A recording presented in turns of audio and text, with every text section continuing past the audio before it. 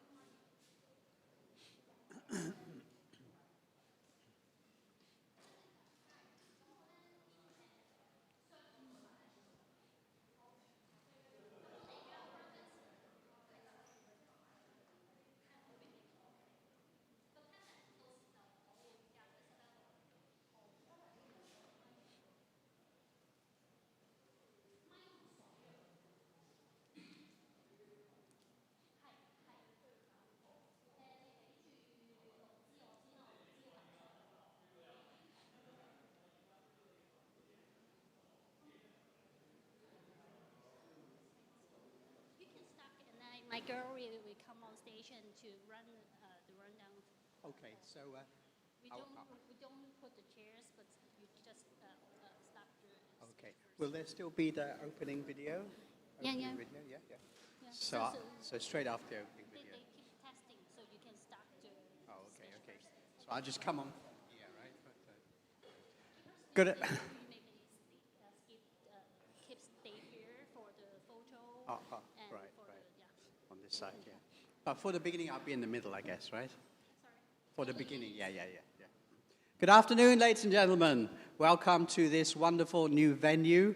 It's a historic venue, as you can see, and suitable for a historic time in Hong Kong's legal development.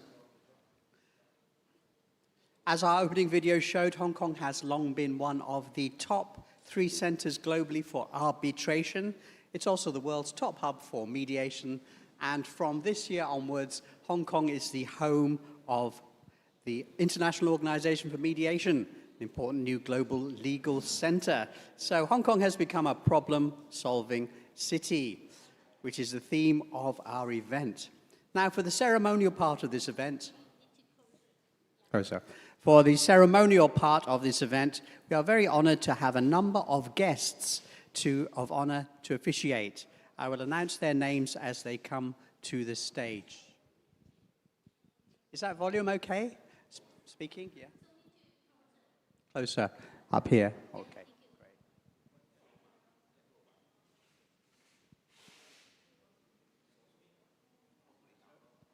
Sir, are you? I'm the audio engineer. The microphone is locked, so you can turn it off.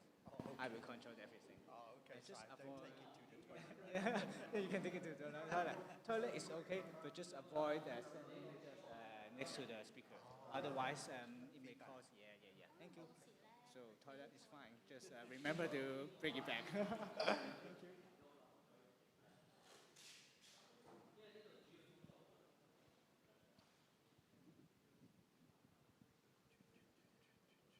So then I invite the guests up, right?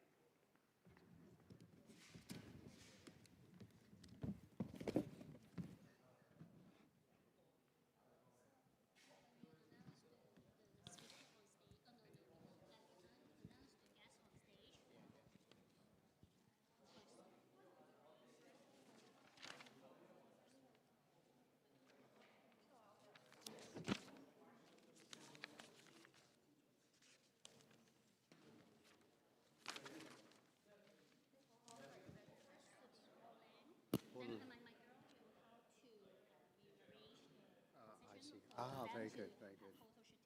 Right, I got all their official title here. Oh, okay. No, that's okay. We just call the name, and we just rearrange the photo stage. Right, okay. Actually, they told me to do the full title, so. Yes, need to be full title. Yeah. But I just For the girls, yeah, for the girl. Yeah. Okay, great. Should be 6 for the first one. 6. 6, yeah, correct. Yeah. And then we add another group, right? Should be 6, 7, 8, 9, 10, 12, including you. I see, okay.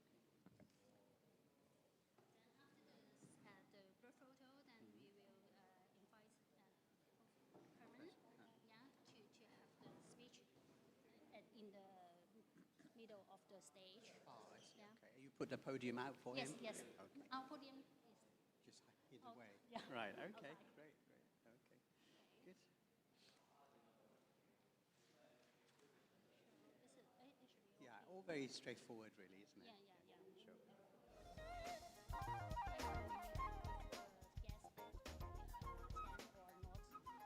Yeah, yeah. Okay. Yeah. We make sure they already here.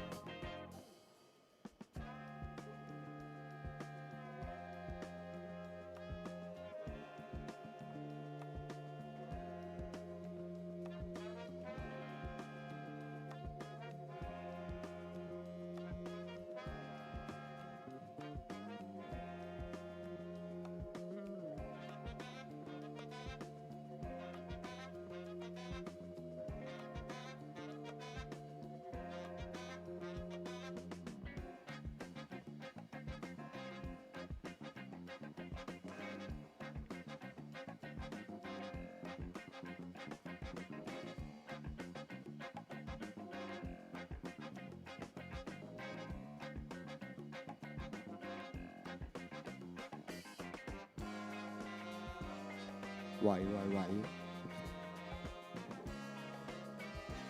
喂喂喂，喂喂喂，喂喂喂，塞滿晒嘅。我聽到有聲嘅話就。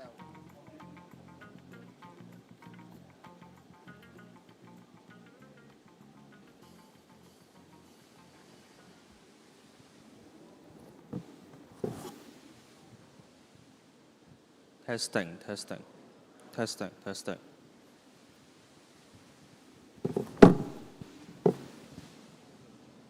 Testing, testing, testing.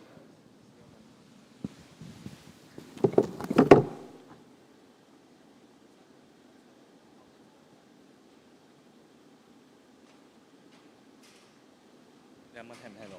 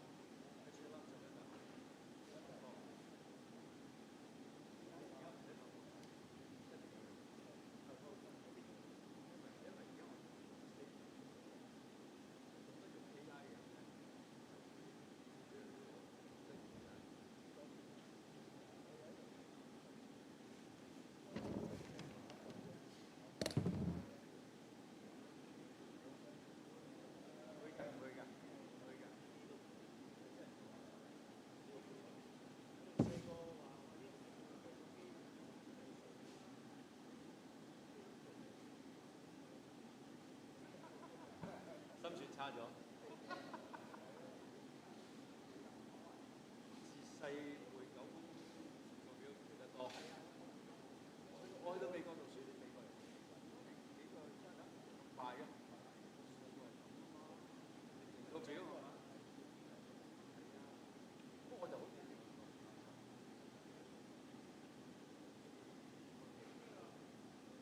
慣咗啦。反而今日咧，可能就改變我哋嘅 lifestyle。PowerPoint 係啊，你揾到我㗎啦。多謝你。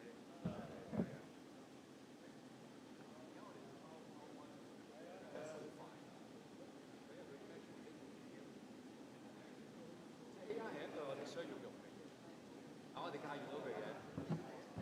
不過就個 ethical issue 處理好，慢慢要處理 ethical issue。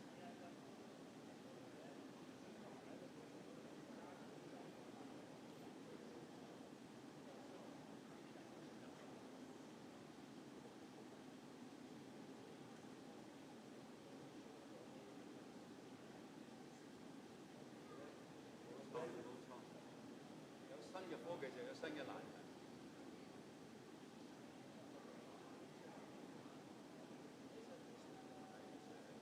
有新嘅困難。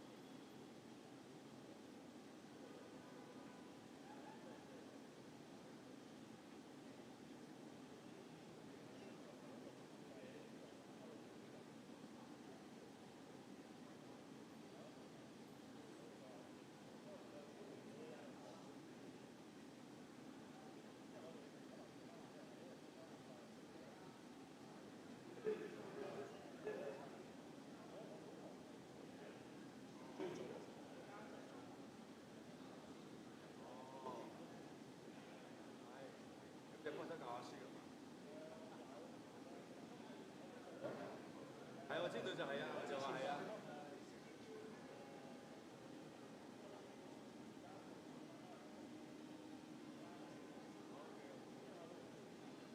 我哋要畢業，普通大畢業，所以你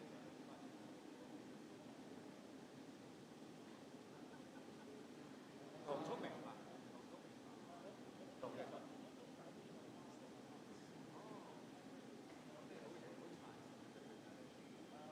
化學科。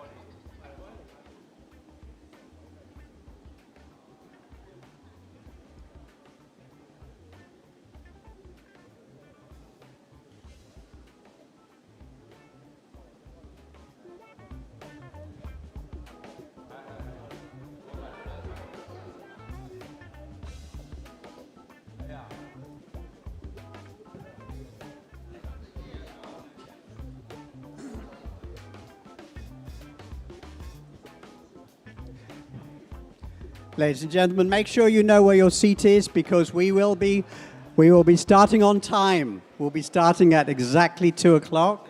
So make sure you know where your seat is. Hover nearby. You can certainly enjoy your conversations, but be ready to take your seats. We'll be starting at exactly 2 o'clock, which is about 10 minutes' time.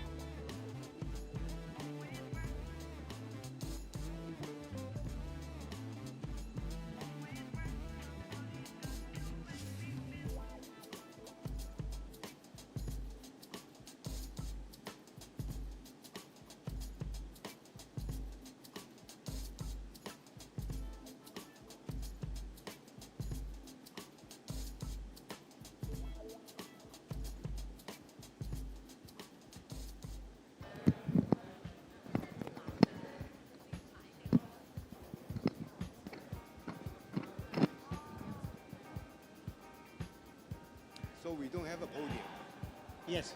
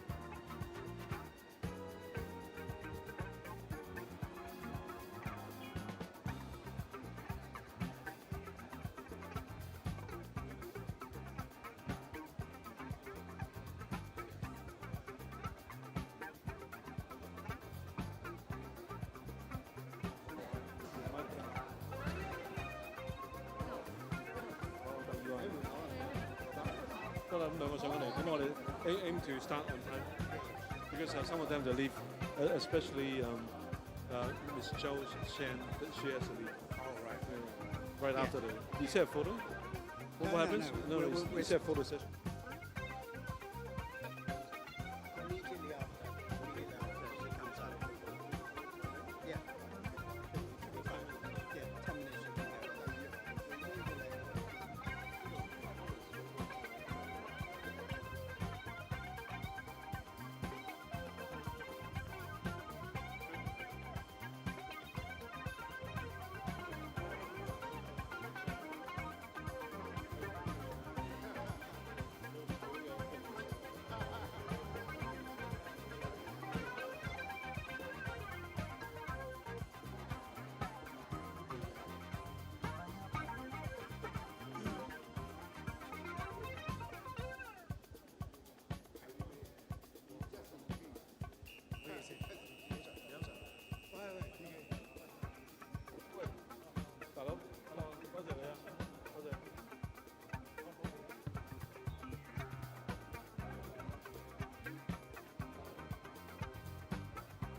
Will you keep this on?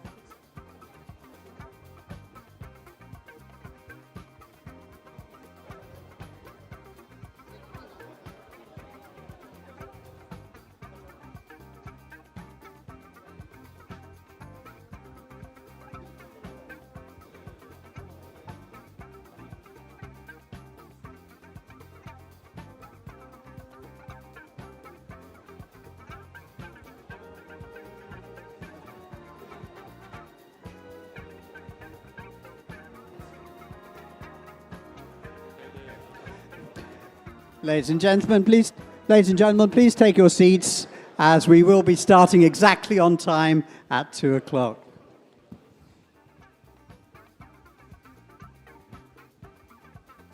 Oh, goodness, how well behaved you are. I'm quite surprised. Okay, this event will be broadcast live on YouTube and Facebook and several other locations. So that's why we have to be strictly on time. So let me just check. Okay, we've got 2.5 minutes to go. So you can relax and talk among yourselves for 2.5 minutes.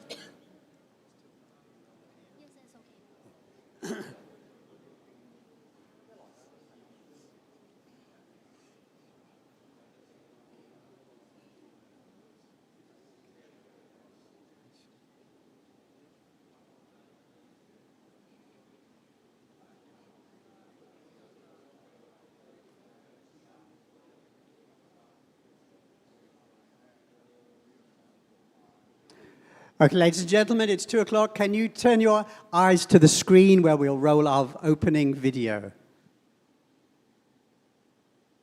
There's a screen on each side of the room.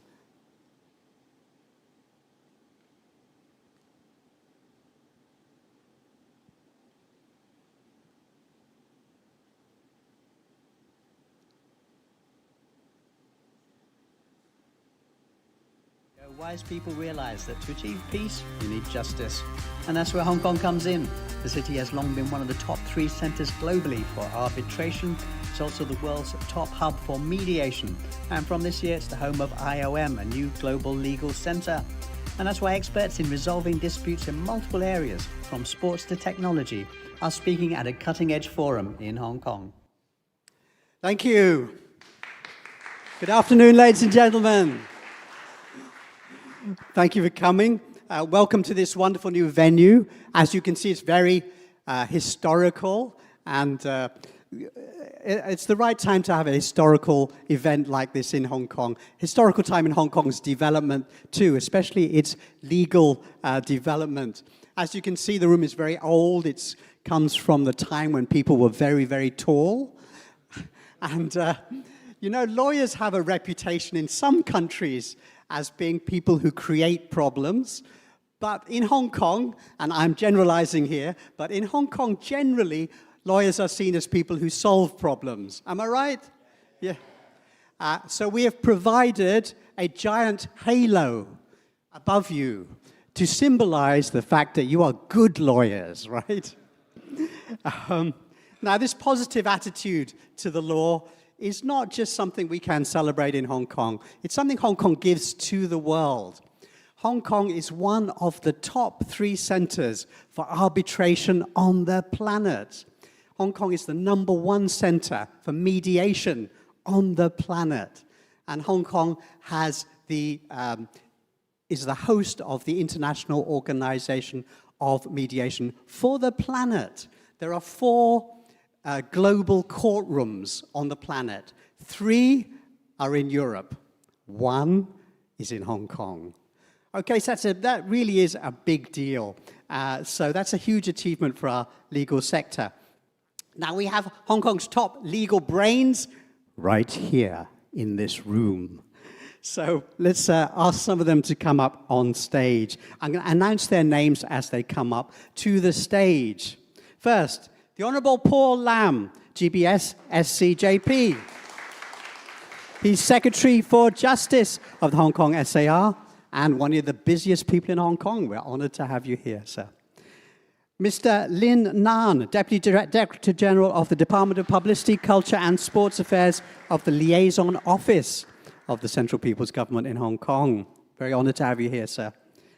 Ms. Zhao Qian, who's Director General of the Department of Treaty and Law at the Office of the Ministry of Foreign Affairs of the PRC, China.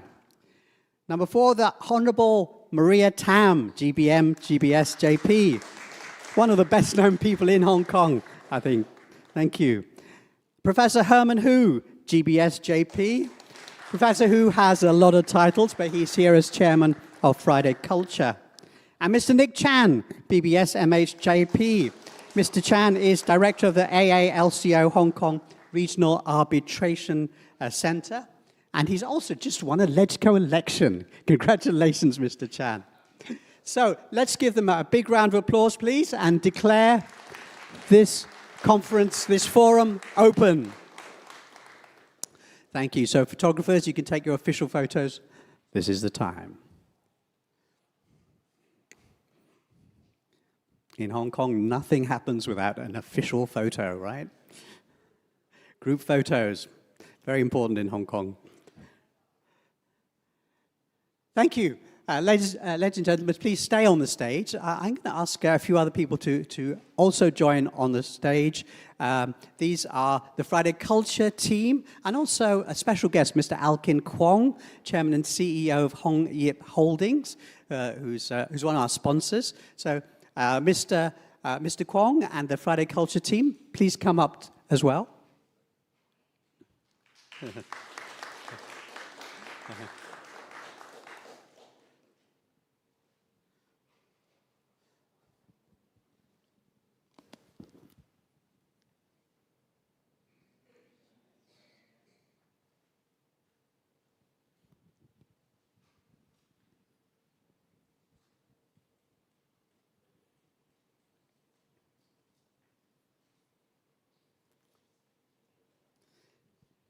Let me just add a few names. We have Professor Whitman Hong here, and Nick Chan. We also have Professor Herman Hu, Mrs. Jeannie Hu, and oh, Alkin's arrived. Well done. Alkin Kong's just arrived. That's great.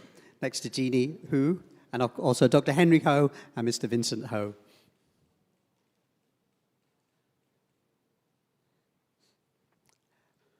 Thank you very much, ladies and gentlemen. Now, may I ask you to take your seats, all except for Professor Herman Hu. Please stay behind Mr. Hu. Now, Professor Hu, a podium is going to magically arrive, and then Professor Hu will deliver the opening remarks. Right. I'm glad they didn't ask me to do that job.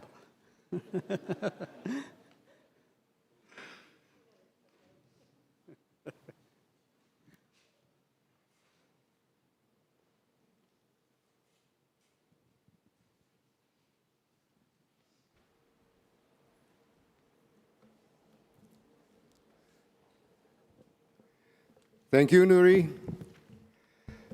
Good afternoon, the Honorable Mr. Paul Lam, Mr. Lin Nan, Ms. Zhou Chen, the Honorable Ms. Maria Tam, and Nick. Distinguished panelists, ladies and gentlemen, I warmly welcome you to this 5th International Forum hosted by the Hong Kong Coalition and Friday Culture. This year, we are delighted to be joined by an additional co-organizer, Asian African Legal Consultative Organization, Hong Kong Regional Arbitration Center.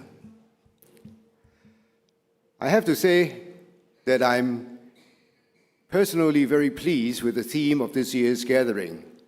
We had headlined a range of topics in the previous years, from business to climate change, but when it came to the actual discussions, it generally turned out that our forum shared an underlying theme, and that was the community's desire to find ways to make the world fairer and safer for everyone.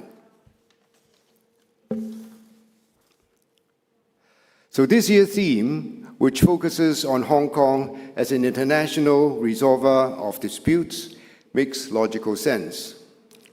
And it is the right time for this theme too.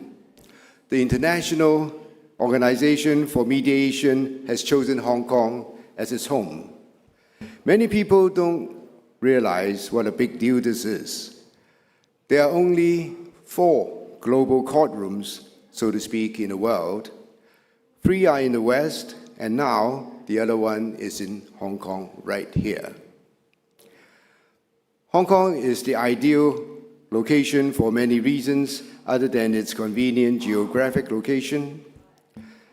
This community has always been a place where disparate elements are brought together, where East meets West, where socialism meets capitalism, where a young society meets an ancient civilization, and where Chinese culture meets Western culture. Dispute resolution is a broad subject, so we had zeroed in onto 2 particular topics this time. One is sports. I've been head of several sports organizations in Hong Kong and the region, and I know just how difficult and delicate sporting dispute can be. A conflict between 2 athletes can turn into a row between 2 countries. And sports disputes usually have to be resolved within the tightest deadlines, before the next match starts, or even before the next point begins. Our second panel looks at the next generation of the Internet, Web 3.0. In the past, the West tended to set standards for everything, but not anymore. As this world tries to become fairer and more multipolar, and with the technologies emerging, how will standards be set in the future? Our country happily has been at peace for decades. And this is despite the fact that people from other side of the world have been militarizing China's doorstep for many years. So how come there has been no actual fighting? The answer is simple. Conflict cannot happen without our participation. It takes two to fight. And as the military strategist Sun Tzu wrote in The Art of War, to win a fight, you must know when not to fight. It is always good to learn from the wise, and I look forward to hearing from our guests of honor and from our panelists today, and of course, our audience participants as well. Thank you. Thank you very much, Professor Hu. You may now take your seat. Thank you. I'd like to invite to the stage our co-organizer, Mr. Nick Chan, who's from the AAOCL Regional Arbitration Center. Mr. Chan. Thank you. Mr. Paul Lam, distinguished guests, ladies and gentlemen, thank you for coming here today. As introduced by Nuri, this is a really special place where the Court of Final Appeal used to be. And so this is where justice will be served today. Thank you for being here today. Quite a pleasure. ELCO is an international organization established by international law, and we stand for the Bandung Conference spirit, which is about peace, collaboration. So we're very pleased to join hands today with Friday Culture, Friday Group, and with Hong Kong Coalition in presenting this discussion. So I wish you get a lot from today's discussion. There will be a lot of takeaways in terms of how to resolve peace by mediation, and we have a lot of experts in the room. Then we will delve into discussion about building Hong Kong as a financial hub further under Web 3.0 and using RWA and other new economy opportunities and prospects.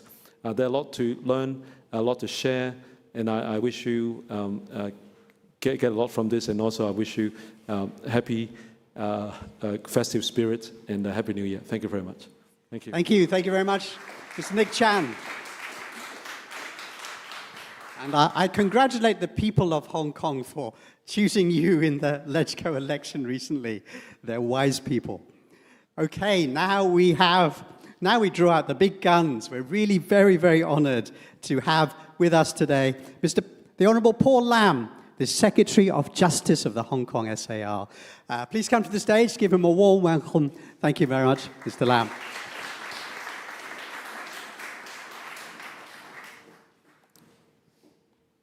Ms. Maria Tam, Professor Herman Hu, Mr. Nick Chan, distinguished guests, ladies and gentlemen, a very good afternoon.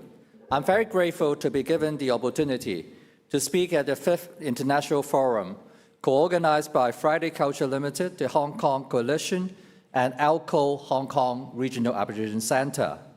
And I would like to begin by expressing my appreciation to the organizers for their ongoing efforts in hosting this event. This year's theme, Problem-Solving City, Hong Kong as a Dispute Resolver, Transnational Connector and Cultural Bridge, aptly capture one of Hong Kong's unique roles, and is especially relevant at a time of global uncertainty, as economies and communities around the world navigate post-pandemic recovery, rapid digitalization, and shifting geopolitical landscapes. The ability to connect, mediate, and build trust across boundaries is essential. Hong Kong has long been recognized as a premier global hub for dispute resolution, supported by a robust legal framework, world-class institutions, and professional talents, as well as an independent and efficient judiciary. The establishment of the International Organization for Mediation, the IOMAC, headquarters in Hong Kong, further reinforces Hong Kong's status as a center for peaceful dispute resolution.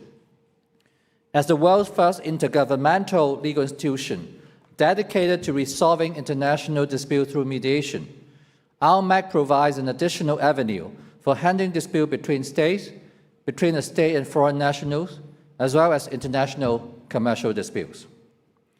On the other hand, Hong Kong continued to serve as a transnational connector and cultural bridge, linking East and West through its strategic location, multilingual environment, and active participation in initiatives such as the Belt and Road Initiative.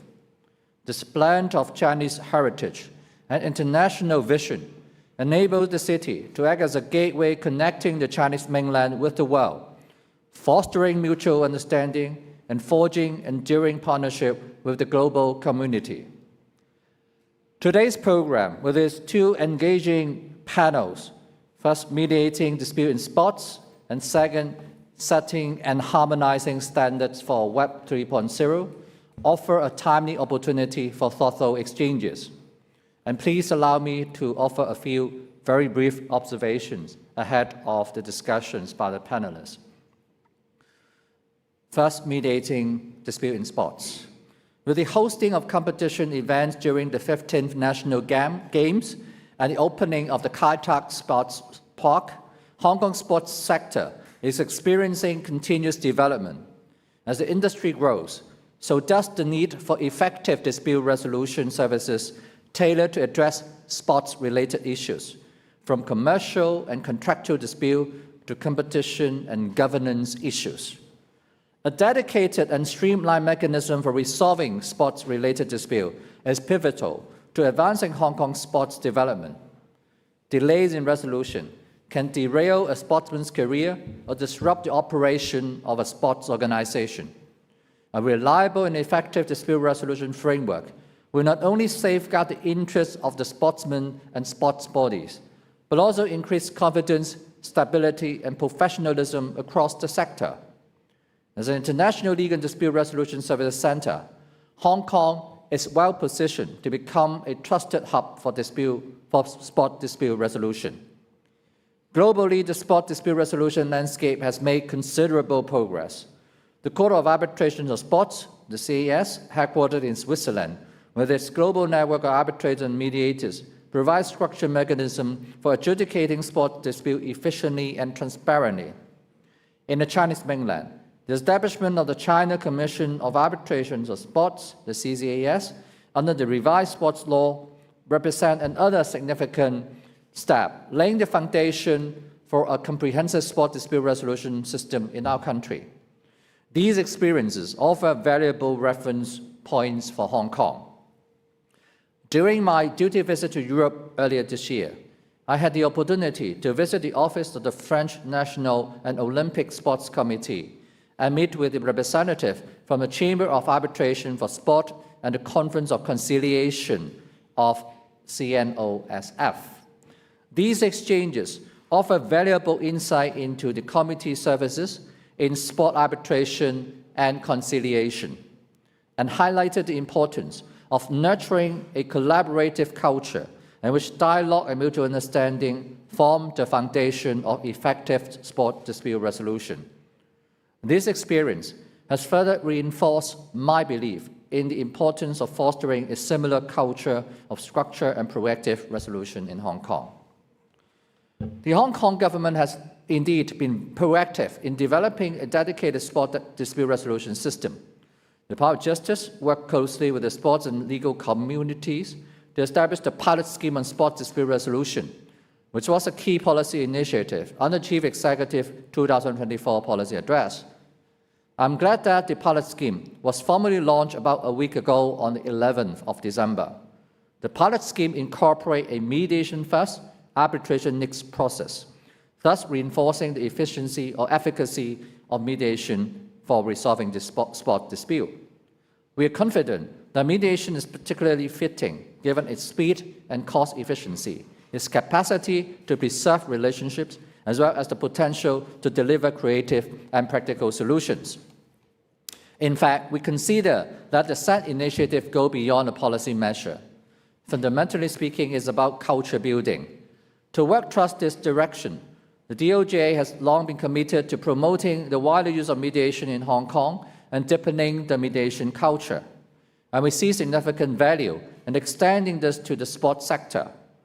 Please rest assured that we will continue to engage in dialogue and collaboration with partners across sectors to raise awareness and nurture talents in the sport dispute resolution through educational programs and promotional events with the goal of cultivating a healthy and sustainable sport ecosystem grounded in knowledge, professionalism, and trust. Today's panel on mediating dispute in sport brings together sport industry leaders, elite athletes, and legal experts to share perspective on the growing importance of mediation in sports. The insights will shed light on how a robust, fair, and efficient dispute resolution system can benefit our sporting community, thereby paving the way for Hong Kong to become a trusted hub for sport dispute resolution. Turning to the setting up and harmonizing standard for Web 3.0. The second panel discussion is about setting and harmonizing standard for Web 3.0. Web 3.0 represents the latest generation of the Internet, characterized by decentralization, blockchain technology, and user sovereignty. With Web 3.0, users have greater control over their data and transaction, fostering trust and transparency through cryptographic mechanisms. Coupled with the development of artificial intelligence, Web 3.0 has opened up new applications and opportunities to various sectors, including the legal and dispute resolution industry. Web 3.0 technologies enhance enforceability and transparency in contractual obligation and create further synergy when integrated with AI. Take smart contract as an example. Smart contracts are digital agreements stored on the blockchain and they execute automatically. They often incorporate key contractual clauses such as dispute resolution and governing law clauses. AI smart contracts can even analyze data, adapt to different contexts, and improve accuracy in future decision-making when executing for the contract. Electronic evidence is another good example. Electronic evidence can be verified using blockchain time stamping. AI can supplement it by accurately identifying, extracting, and analyzing digital evidence, hence ensuring the integrity and admissibility of electronic evidence.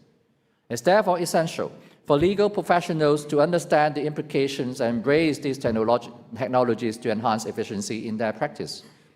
The government has been proactive in supporting the development of Web 3.0 in Hong Kong.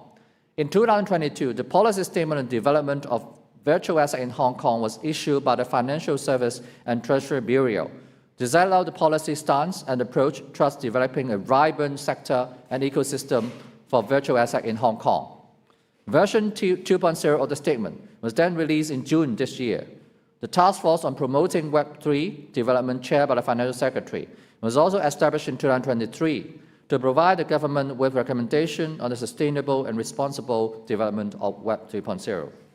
With all the efforts made as aforementioned, the Stablecoin Ordinance came into effect on the 1st of August 2025, with a view to facilitating sustainable development of the stablecoin and digital asset ecosystem in Hong Kong by introducing a licensing regime for fiat reference stablecoin issuers.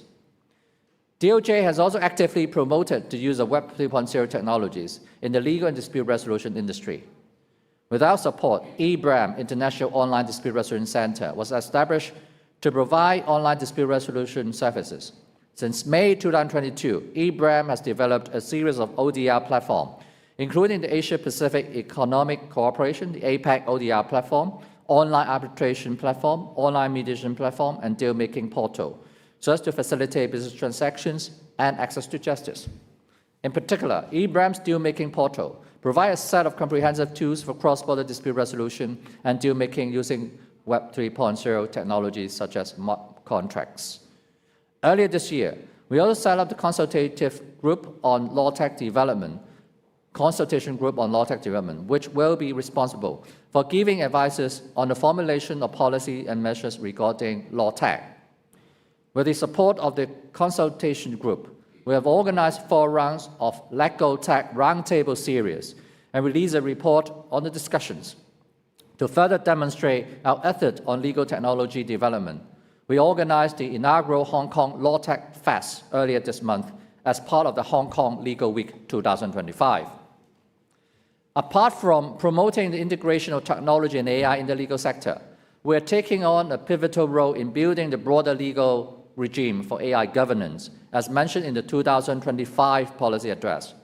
We will coordinate an interdepartmental working group to coordinate the responsible bureau to review the legislation needed to complement the wider application of AI.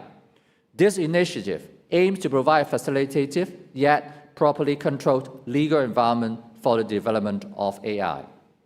Furthermore, the combination of Web 3.0 and AI offers opportunities for resolving legal disputes by enhancing efficiency and lowering costs. I'm confident that the panel would share more insights on why and how the standard for Web 3.0 should be set and harmonized so as to strengthen Hong Kong's position as a global hub for legal and technological innovation. In closing, I wish to express my heartfelt appreciation again to all organizers, speakers, and participants for dedication to advancing dialogue and innovation. The strength of Hong Kong lies not only in our institution and in infrastructure, but more importantly, also in our people, their openness, professionalism, and shared belief in the value of cooperation. Together, we will continue to build a city that connects culture, bridge differences, and contribute meaningfully to the global peace and development. May I wish you all a very constructive forum this afternoon. Thank you very much. Thank you very much, Secretary for Justice.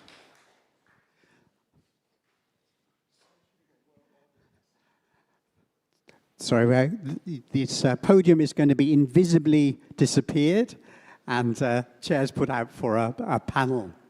I'm so glad the Secretary of Justice talked about AI and keeping AI in check, because I'm sure next year I will be replaced by some sort of Chinese robot.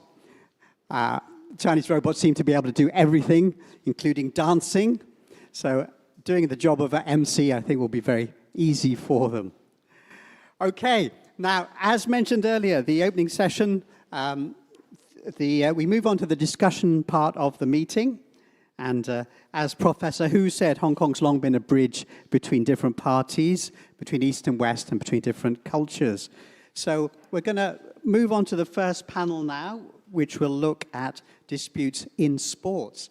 I'm going to invite Mr. Nick Chan to return to the stage to moderate the first session. Thank you very much, Mr. Chan. Thank you, Nuri. Ladies and gentlemen, without further ado, I'll proceed with our panel one discussion. The discussion we have in panel one is mediating and disputes in sports. I'm pleased to serve as a moderator, and please allow me to introduce our panelists. And I would like to invite our panelists to please come up as I introduce you. Mr. Yeung Tek Keung, Head of National Games, Coordination Office.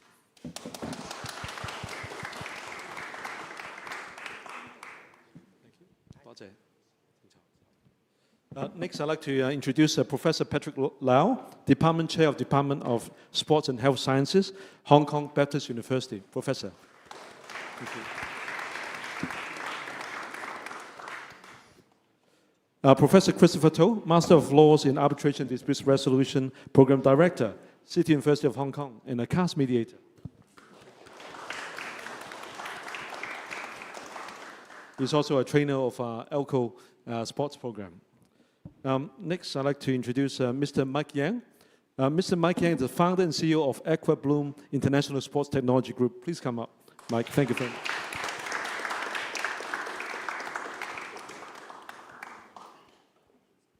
And last but not least, we have Mr. Franklin Koo, SJD scholar from the University of Hong Kong. Franklin, thank you.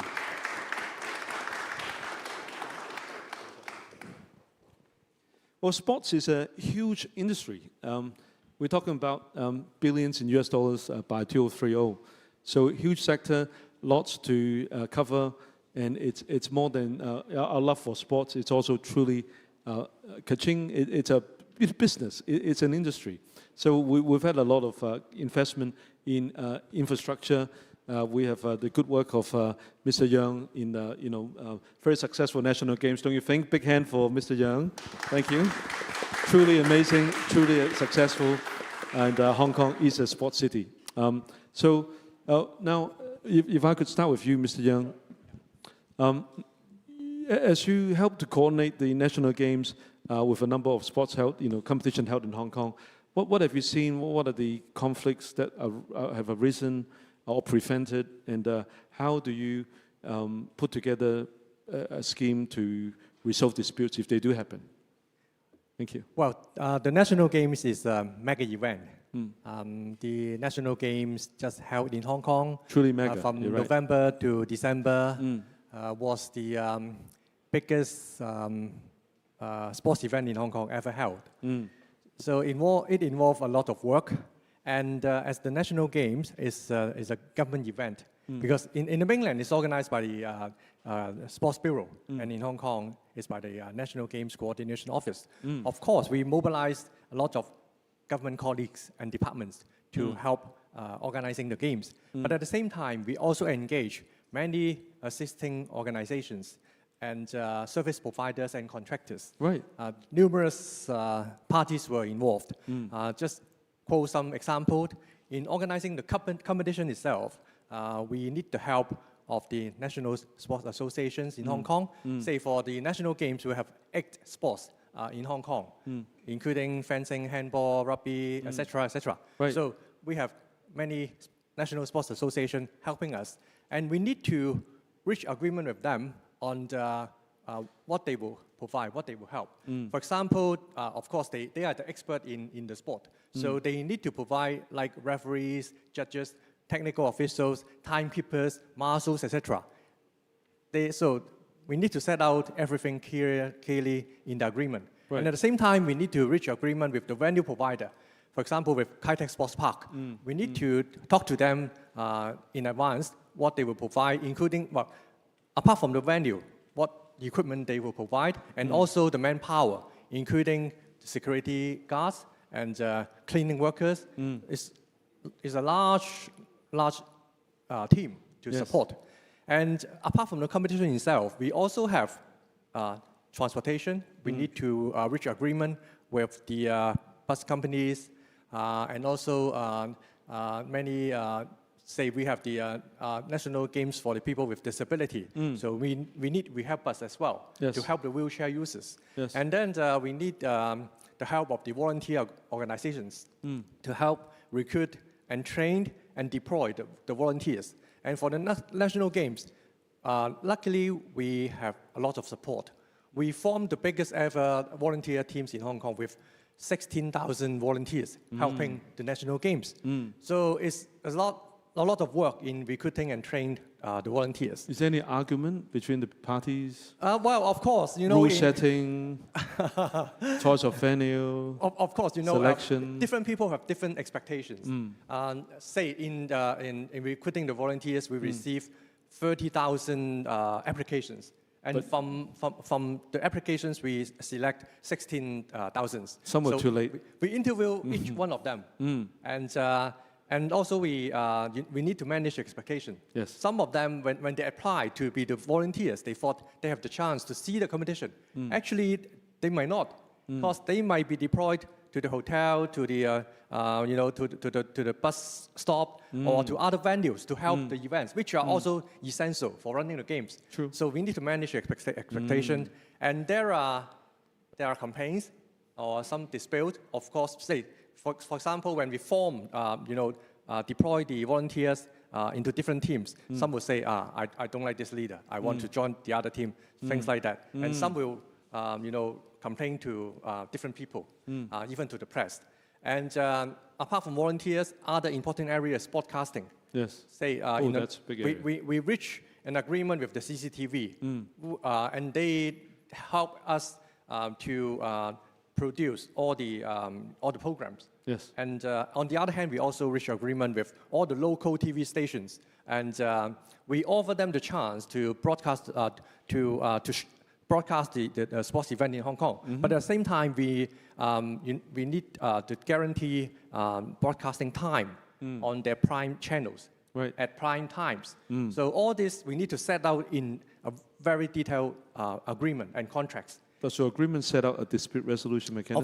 Of course, because we have very good legal advisors, which is the Department of Justice. Right. Because we are the government department, so we follow the government rules. Right.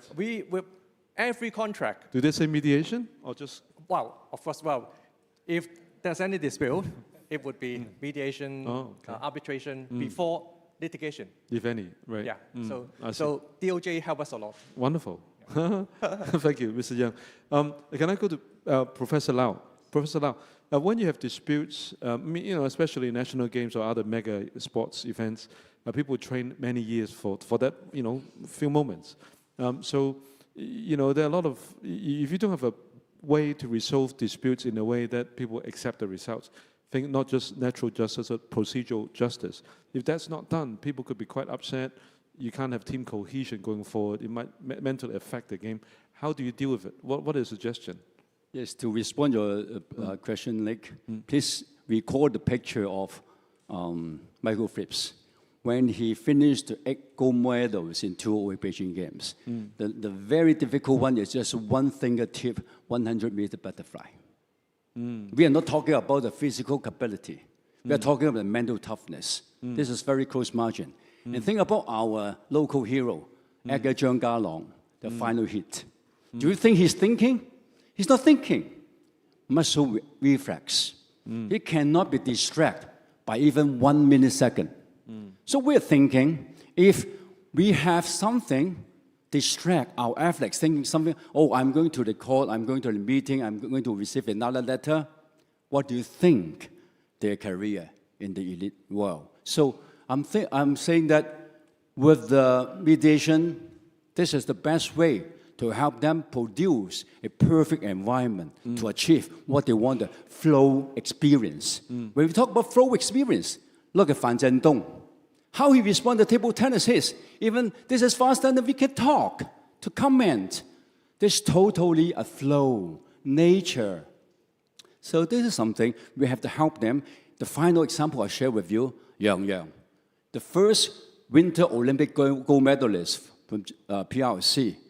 In the final, what she did is calculate the pace of the judge official, the starting gun. He's calculating. So he has very cold focus. With the focus, I'm making an analogy, tunnel vision. As you mentioned, 10 to 20 years of the elite training, they focus on one thing, the only one thing. To perform the best, hopefully get the medal. So I think the mediation or arbitration approach will help the athletes to reach the perfect form. Thank you. If I could then move on to Professor To. Professor Lau talked about, finding a way to resolve disputes to reach a perfect tone. You, as an expert in sports and other disputes resolution for CAS, for ELCO, what is your sharing about how is sports disputes different from resolving disputes for non-sports related matters? How are they different? First of all, I'd like to thank Professor Hui and also yourself for actually inviting me to this panel. Thank you. Very distinguished panel, and also congratulations on your election. Thank you. Okay. Thank now, you. Thank you. To start off with, I think it's all to do with personalities, individuals. I think basically, at the end of the day, if a sports personality basically believes that there is injustice in the whole process, they're not just looking for a remedy, they're looking for something that they can actually rely on. That they believe that this is something that they believe they've committed and they're going to agree to. So I think it's all about personalities. And I think in the commercial setting of a dispute, you don't really involve the interpersonal skills so much. Whereas in sports, you tend to actually get more involved with interpersonal skills. And if you try to use mediation, which ALCO is now trying to advocate with a pilot scheme in terms of resolving sports disputes, I think this is a good way of actually building trust between sportsmen and also their institutions to ensure that, for example, they actually can develop cooperation, collaboration going forward. At the same time, as Professor mentioned, to ensure that they continue to perform better in terms of representing Hong Kong to become the #1 city in terms of sports. Two professors, you've worked together to provide training program for sportsmen and lawyers and so on to become a sports mediator. What personality does that person require? Or what do you think? I think what makes a good sports mediator? I think the best personality is you have to be a very good listener. You have to be very patient. You have to not take sides. You have to be non-judgmental, and you actually have to be very neutral. And the key words are about building trust. End of the day, just like most people, when they do business with mainland China, they trust Hong Kong. So Hong Kong is in the sort of in the state of actually building trust with the West as well as the East. Likewise, a media does the same. You have to build trust. Trust is very important. Okay. If I could now move on to Mr. Mike Yang, a techno expert. What is your background in tech or is in finance? My background? Yes. Actually, I work in sports industry for over close to 30 years. So definitely done a lot of things, but technology and innovation is what we have been doing in the last 5 years. And in the realm of sports mediation, can you share some of the things you've done and what are the takeaways? Yeah, thank you, Nick. First of all, I'd love to express my gratitude to be here. Thanks to Professor Hu and the organizer. My name is Mike Yan. As mentioned, I work in the sports industry for 30 years and also a serial entrepreneur. So I'm not a legal expert, but I would like to share personal opinion about this topic. Sure. Okay, so I think technology definitely ultimately is a very powerful tool to increase efficiency, to lower cost, to invent new function, to in our business to increase revenue and lower cost. I think the same principle can definitely apply to mediation, dispute situation issues in sports as well. I give you an example. Actually, there's one platform from Canada called Sport Dispute Solutions, and since it's launched, actually the effect is amazing. Okay, it's actually lower. The cost compared to traditional mediation is only 1/10 of the cost, and also the success rate is 78%, and also the average time to take care of a case reduced from 55 days to 18 days. So I think it's pretty obvious when you have a digital intelligent platform that apply AI or Web3 or even FinTech, there's an immediate benefit that you can increase the automation, the speed, and the trust and accessibility, because then you have no limit of time and space. And another example, which actually our company very honored to own lately, is we signed an exclusive project with FIBA. FIBA, the basketball association. We are creating a platform that's serving the 3 billion fans around the world. And so and we will be serving all the national team around the world. We will be serving all the big events. And would you be using Hong Kong as the dispute resolution? Absolutely. We just need to do more promotion together. Thank you. Thank you, Mike. If I could then move on to Franklin. Franklin, your article on the Hong Kong lawyer caught our eye. The Law Society of Hong Kong has a monthly publication, and Franklin's article was featured, talking about baseball arbitration. Yes. What is a baseball arbitration? Well, Does it mean you play arbitration, baseball arbitration is quite interesting because it's not very popular in Asia, but it's actually quite simple. It's to let the arbitrator choose from one of two offers from the party, but they cannot actually deviate from the offers.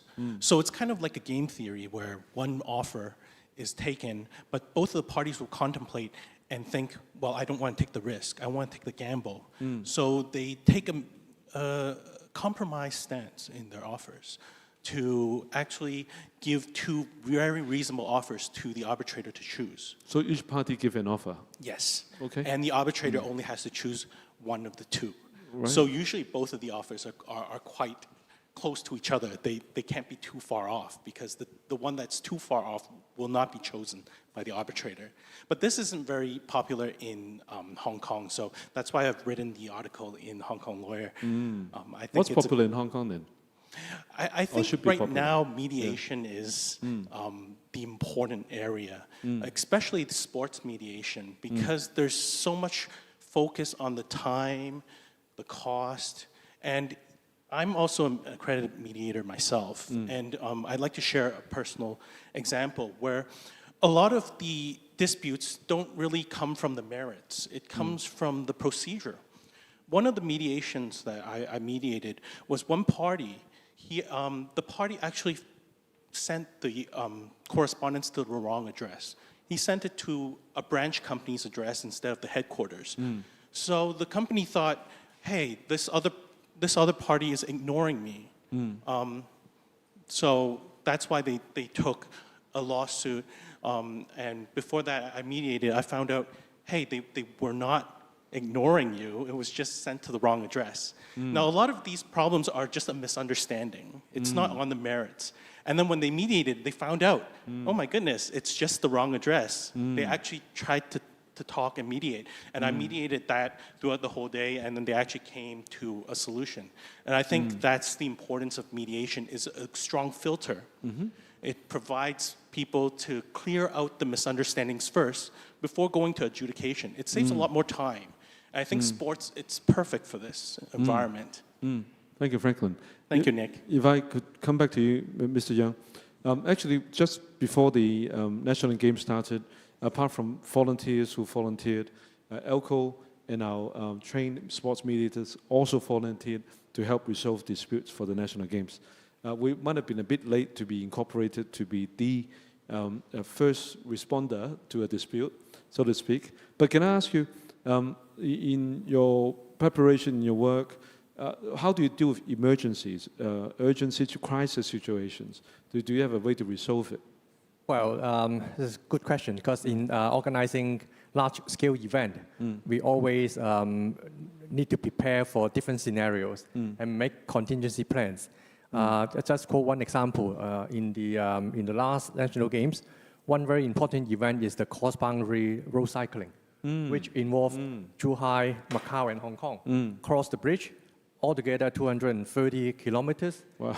So it's a very complicated project. Yes. So it involved 3 governments and large number of parties. So it's an outdoor event. So we need to prepare for different weather.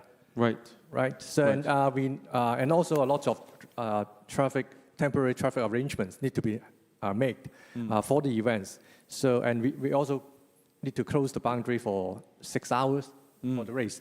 So if everything goes according to the plan, then because before the actual event we have test event, we have rehearsals, so we are fully prepared. But if something comes as a surprise, then we need to react. And so before the event, Zhuhai, Hong Kong, and Macau, the 3 teams sit together many times to think of different scenarios and work out contingency plans. And including weather, including, say, for example, when something happened along the route, or when some bicycles or some supporting vehicles break down, things like that. So for each scenario, we have our contingency plan. But even if we can think of 100 different scenarios, sometimes there may come 101 scenario. But fortunately, for our event, for the course, most of the race, was held according to plan. But I can tell you, we did a lot of preparations. Did something happen that we don't know? It was very transparent. Have they signed NDA? No. The whole race was broadcast live on TV. So actually, I think we make good preparation, and we also, we were lucky. And, was any disputes of the results of anything? No. There was no dispute. So my experience is, we talk about sports dispute, and when things happen according to plan, normally that's fine. But it's when there are emergencies or when some surprise come up, then there would be dispute. But for our games, I think we are lucky. Yeah. So far well we are prepared. okay. Yeah. Everyone behaved. Let's jump around a bit. If we go back to the other side, go back to Franklin. Let's see. For the younger generation, I guess amongst us on the stage here, do you see a strong mediate first culture in the society or in your peer group for sports or other things? Do you mediate? Is there peer mediation? Thank you, Nick. That's a good question. I think right now, currently, there's some barriers to understanding what mediation is. A lot of the younger generation, they might think of it as complex, but actually it's quite the opposite. It's very simple because the power is given back to the parties themselves to try to mediate and find a solution themselves and not leave it to an adjudicator, not leave it to someone else. The mediator himself is a neutral, someone that wants to collaborate, to work with the parties to find a win-win solution. I think that's very important to allow the younger generation to think not everything is competitive. You don't need a win and a winner and a loser. It's more of building together, finding a growth, continuing and maintaining that business relationship. This happens in sports, this happens in commercial, but it's very important, I think, for the younger generation to understand it's not a competition in solving disputes. Thank you, Franklin. Professor To.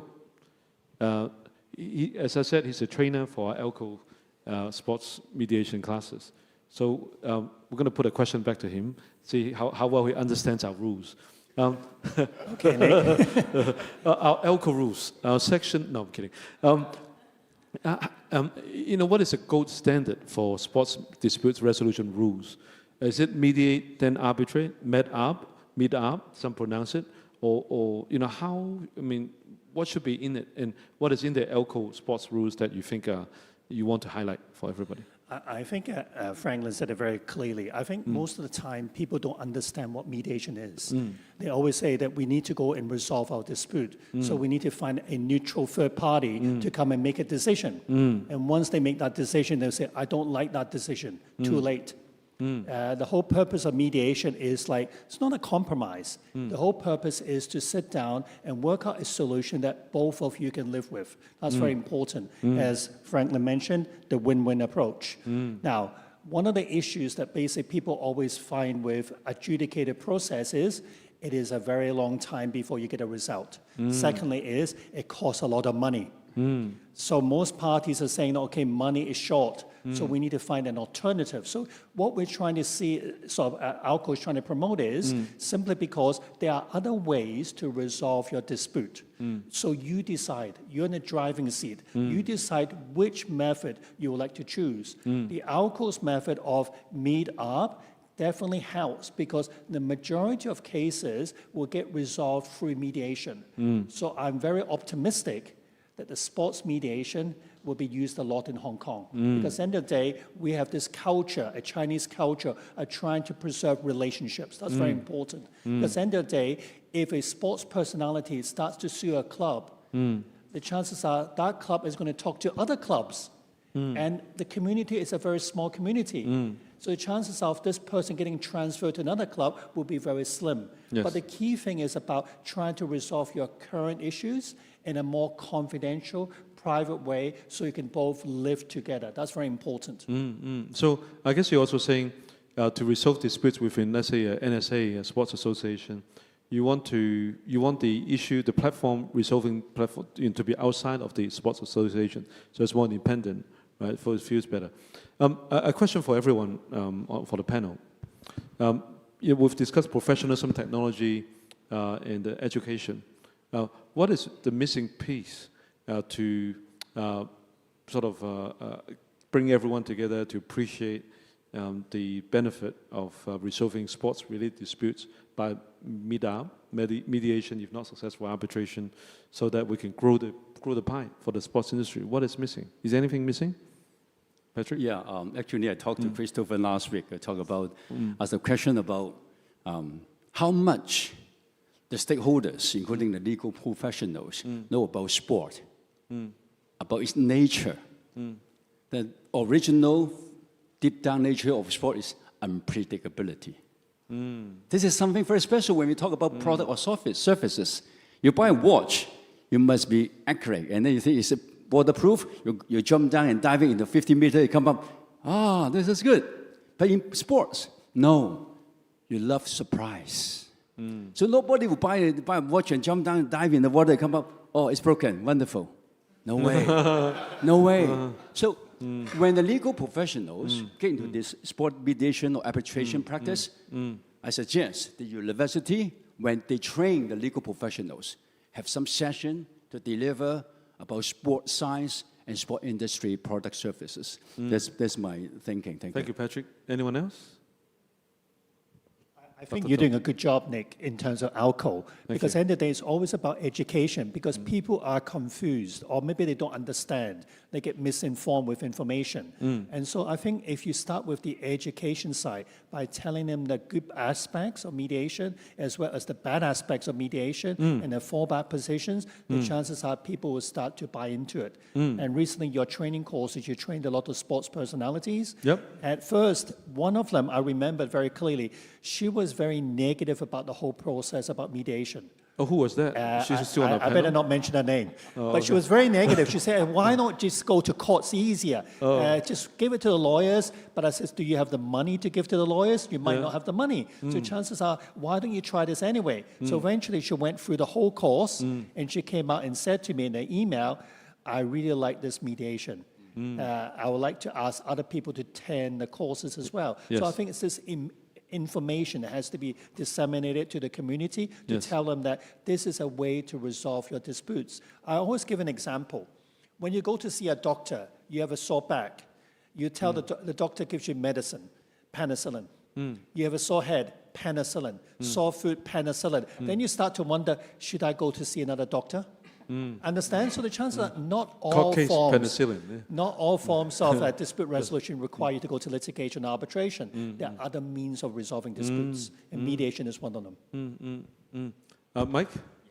The question is positioning Hong Kong as the center, right? Sure, go Actually, I definitely feel Hong Kong has such strong foundation for not only the mediation center, but the industry center. You know, of course, mediation, the legal service is part of why it can be so strong. First of all, Hong Kong already a international financial center, now becoming a technology innovation center. And also, let's not forget, all the best IP and companies want to come to China and through Hong Kong, go to the GBA market. These are irreplaceable. As an industry person, I see that every day we encounter hundreds, even thousands of great IP or companies that want to come to the Greater China market, you know. So I think what we need to do, if you ask me about my experience in the, I feel the marketing, the branding, position Hong Kong as such a center is very important. There are many ways to do it. Personally, I actually do it a lot. You know, we have project with IOC, technology platform called ThinkSport. I go to Lausanne all the time. It's a huge ecosystem. Besides IOC, all the international federations are there. And so every time we do our project called Global Sports AI and Robotic Innovation Challenge, I get to speak to all the international federation. And if Hong Kong organization or government could form a delegation, it's actually more than welcome, you know, to participate. Also, we are partnered with the EU, with many continents. So there's many ways I think we should do more promotions. Thank you. Thank you. In terms of deploying technology in resolving sports, maybe a question for Mr. Yeung as well as Mike and others. You know, as a football fan and director of the Hong Kong Football Association, I start to realize there are more cameras when it's an international game because there's certain standards. You need to have more cameras. There are many other things, little aspects that I come to learn. So that in itself provides good evidence, good judgment to help resolve disputes or prevent disputes. Is there anything in the national games that you could share with us that the use of technology prevents disputes and why you have no disputes? Well, actually nowadays, the high-level sports competitions are professionally run. We use a lot of technology to make sure that the results are accurate. Say, for example, I call fencing as an example. Nowadays, the equipment, the technology help a lot. Because in the old days, without the video review, if you have watched fencing competition for the layman or even for the expert, it's very hard to decide who strike the other one first. Yeah, right? in Paris Olympics, I still think we would have won earlier. Exactly. But anyway. So without the help of with technology, without video review, yes. Well, probably a lot of the results, a lot of the medals would have been awarded to different people, right? So technology in fencing help a lot, and also in other sports as well. You mentioned football. Now we have VAR. Of course, a lot of people still complain about VAR, but when the team lose, relatively it has helped a lot, right? So I think also in the national games, I mentioned cycling. In cycling, we use a lot of technology to help running the race, because we have the throughout the route, the athletes, the riders, they pass through the immigration checkpoint 6 times. But we did not require them to stop and check the passport because we did everything beforehand. And before the race start, all the athletes came into the bubble. And then we use technology to monitor each one of them with GPS, with RFID, with facial recognition. So we want to make sure that all the athletes are on the right track, and so that we know their identity and they can pass through the immigration checkpoint without stopping for checking the passport. So we apply a lot of technology during the national games. Thank you, Mr. Yeung. Patrick, also could be a question for Christopher. Could add later, but he's a CAS mediator, so I'm going to ask Patrick first. Patrick. Given in Switzerland there's a CAS for resolving sports disputes, do we really need another sports dispute center in the world? You mean another system or what? System, yeah. I don't think so, because I mean, in Hong Kong, why do we need one if there's already one in CAS? Or why does CCAS happen in China? We have a few earlier set up in Malaysia. We have in Shanghai. We have in Thailand. But I think when we collect all the conditions of Hong Kong's in auditing, in account, in the legal system, in the infrastructure, in the safety issues, and the window effect between China and international, Hong Kong could be the best location for everything during the mediation arbitration. So this is what I collect all the informations from the literature. And I think we have the best situation, condition to do the first thing. As just Mr. Lam in the opening says, we are ready to do it for Asia. This is my opinion. Great. Chris, would you like to share a few thoughts? I think the same question, you go to arbitration centers. We have arbitration centers in London, we have arbitration centers in New York, Singapore, Japan, Korea, you name it. So it's the same arbitration, but the reason is, why are we creating more arbitration? Why Hong Kong? Why not another CAS in Hong Kong? The answer is because we have to know the customs, the local environment, and also we have to be familiar with the environment, how we operate. So those who operate in Hong Kong will be able to handle at least Hong Kong sportsmen related disputes because they know the environment. And on top of that, one of the advantages that Hong Kong has over CAS cast in Switzerland is we have an ODR platform whereby your organization, Online together dispute with resolution. EBRAM, as the Secretary of Justice mentioned, has an online platform to resolve disputes so that people who are busy in different places and competing, they don't have to be physically in Hong Kong and location to actually have the dispute heard. Unlike in CAST, you have to be physically present or have someone representing you in the CAST sort of a center there. So chances are slightly different, so we have this advantage. Well said. Another advantage that we have is, if you look at the cast, how many of them really speak Chinese? Now, we don't really have a lot of people in the cast who speak Chinese. You do? Okay, yes. Okay. But unfortunately, that's why sometimes it's much more comfortable, especially when you're dealing with mediation, because not many people's first language is English. True. So chances are you need someone who understands that, because it's all about communication.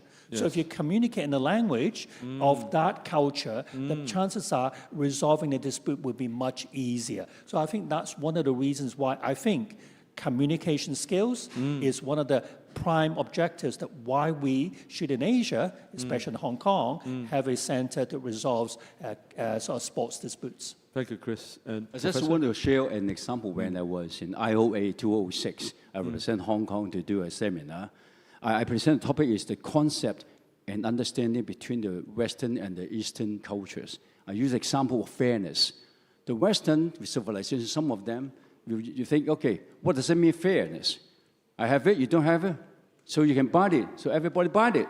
You have the money. It means fair. But in the Oriental culture, the fairness is more like Confucianism. We are going up to the ethical issue. So what just Christopher mentioned is the local context, the cultural context, not only the language, but the ideology, the value system. Hong Kong is the best location between the West and the East. That's what I understand. Thank you. Thank you, Patrick. Have you, Patrick, on CAST decisions, have you always found them fair, or do people sometimes have questions? Or anybody, there's been a recent EU case overriding or questioning CAST's ability to make a final decision. Could you share what that is about? Anyone? I think one of the cases involved an arbitrator, whereby, for example, he did not disclose certain aspects of his thoughts and ideas when he wrote an article about a sports personality and so forth. Eventually, one of the lawyers from the other side found out, and he insisted this was only just a literature. It doesn't really affect my ability to be impartial. But eventually, what happened was that arbitrator had to be replaced. So you can see that these are the things that whenever you're acting in a neutral, you have to be seen to be very fair, impartial, and independent. So when you give a decision, at least people will trust it. But if you have a more bias towards one area, the chances are people will not believe in you, and they don't believe in the system as well. Thank you. Just another case Patrick, about... just before that, if members of the audience have any questions, please be prepared. After Patrick's comment, we welcome questions from the floor. Patrick. Just to share a very brief case about the tennis star Sinner. We all know him. So a few months ago, he took the same thing. I cannot say this is drug. Same thing, but another tennis player took the same thing. Sinner had 2 months penalty. And another Belgian player, 4 years. So there's a lot of subjective judgment with the same sport, same thing. I cannot say it's drug or medicine, same thing. So I think the credibility of CS is being questioned at the moment because too much subjective judgment. Thank you, Chair. Thank you. Any questions from the floor?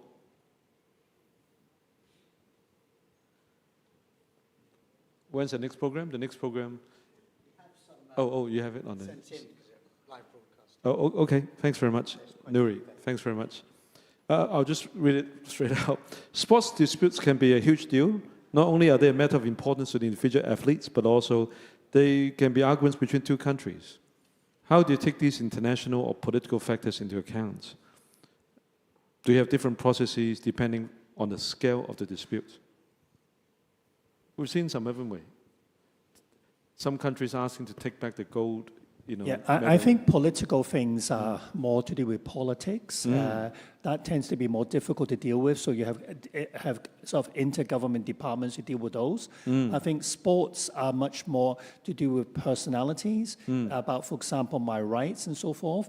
The chances are, I would always encourage people to start with mediation first, because at the end of the day, you might get a better deal out of mediation before you go to arbitration. So I think that at least you can try that. But some disputes, you have no choice but to go through arbitration, especially those involving doping, as Professor mentioned. The chances are you have no choice. But for those relating to transfers, relating to, for example, your rights to actually compete in a sporting event, those you might be able to do it through mediation first. So I think it's difficult to bundle politics with commercial as well as sporting disputes together, because all three are slightly distinct and different in terms of the nature, outcome, and the expectations. I agree with Chris. I think I'd like to share a proverb, which is don't hit a fly with a hammer, which is you often want to see, especially with politics, there's a lot of emotionally charged effects here. So you want to mediate this first, I believe. I agree with Chris, because a lot of these issues can be solved by just mediating, just talking it out. It's not just win or lose, and I think that's the point here. Thank you. Is there, Chris, did you want to add? And also, I agree. And also, when you talk about politics, there's always a hidden agenda behind you do not know. And the only way you can find that hidden agenda out, as Franklin said, you need to sit down and do it privately through mediation to find out what is the hidden agenda. If you have to be responsible for your constituents to say something, how can we draft that or craft that communication so that you are seen to be delivering to your constituents, while at the same time we can seem to be working together. I think it's more to do with collaboration. Sorry. But to get to the bottom line is you need to know about the hidden agenda first. That's very important. There's a very famous football star that appeared in Hong Kong, appeared in India, and left quickly. What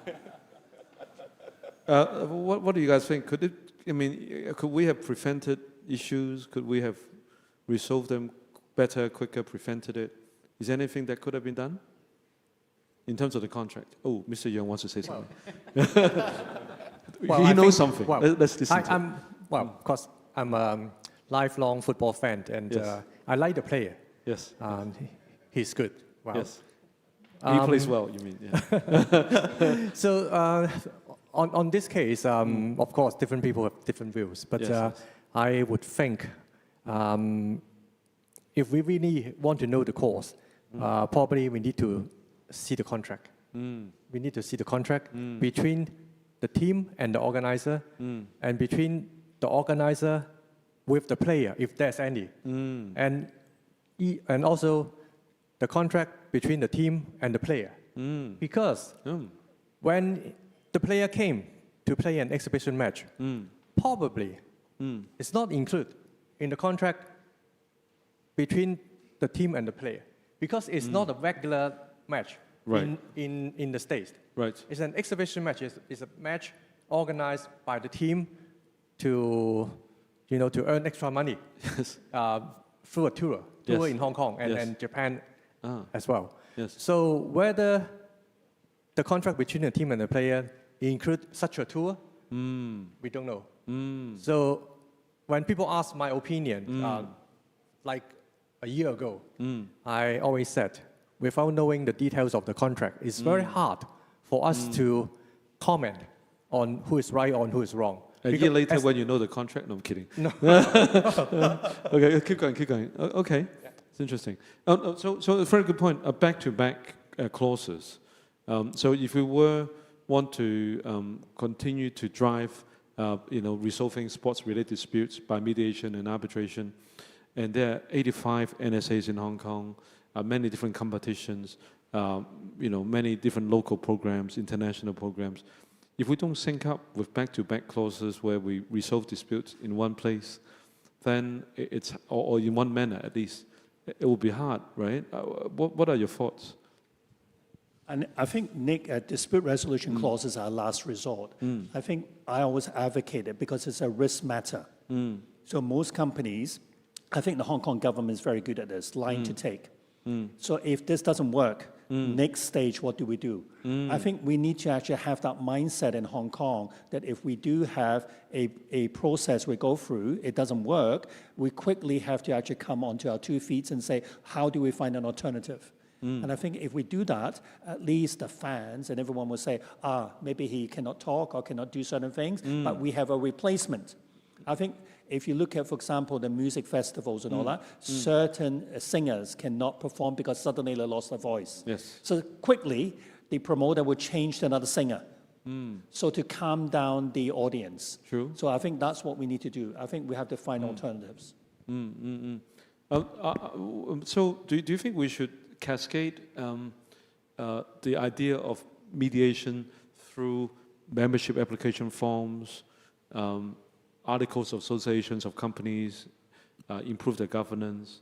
What other things should we do? I mean, and on top of that, does this overlap with disciplinary proceedings? Should certain disputes, the person not happy with the decision, be arbitrable or something that should be mediated? What do you all think? Maybe take the first one first. How do we cascade the idea, implement it?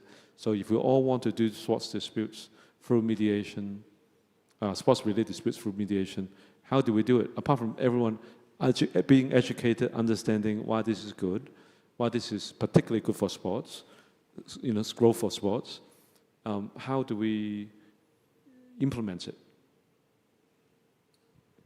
I think you have to start with the people in the sports industry. Because at the end of the day, I remember, I said this many times before, if you have a dispute about whether the coffee beans are good or bad, you don't get a lawyer to analyze the coffee beans. You get a person who is an expert, maybe Chan Ho, okay, Moses Chan, whatever, to come in and smell the coffee beans and say, this coffee bean is okay, this coffee bean is not okay. If he says it's okay, you win and you lose. I think you need to get the sports personalities who are involved with the sports to come in and understand this process.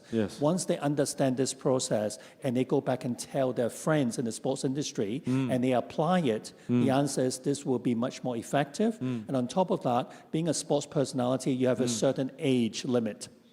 So the chance that this could be seen as his second career, to tell them that you're actually helping fellow sports personalities resolve their disputes. So I think if you do it that way, and the community of Hong Kong will see, wow, a movie star or a sports personality, they're using it, so we should try it. So I think if you do it that way, I think it might work. To add upon what Chris said, I think the importance is the government supporting sports dispute resolution, and this is reflected in the pilot scheme this month, which allows ELCO as well as EBRAM doing the technology. So there's a strong platform there, there's strong support. Again, athlete support. You want athletes to buy into the system, where the system is providing credibility, and it also provides a lot of dedicated to sports, so that they know that as an athlete, they're going into a sports dispute resolution system that's catered to sports. So they're not worried about, let's say, a lawyer just knowing coffee beans. They know that this person knows sports, understands what they're talking about, and understands the sport that they're in. I think that's the most important to build on. If you drink 3 glasses or take 3 cups a day, maybe you can comment on it. Not today, but I try to usually. My earlier second question was, are there certain areas where are not areas of disputes that are not suitable to be mediated or arbitrated? Doping, what do you think? Is it done elsewhere? Could you mediate? Chris?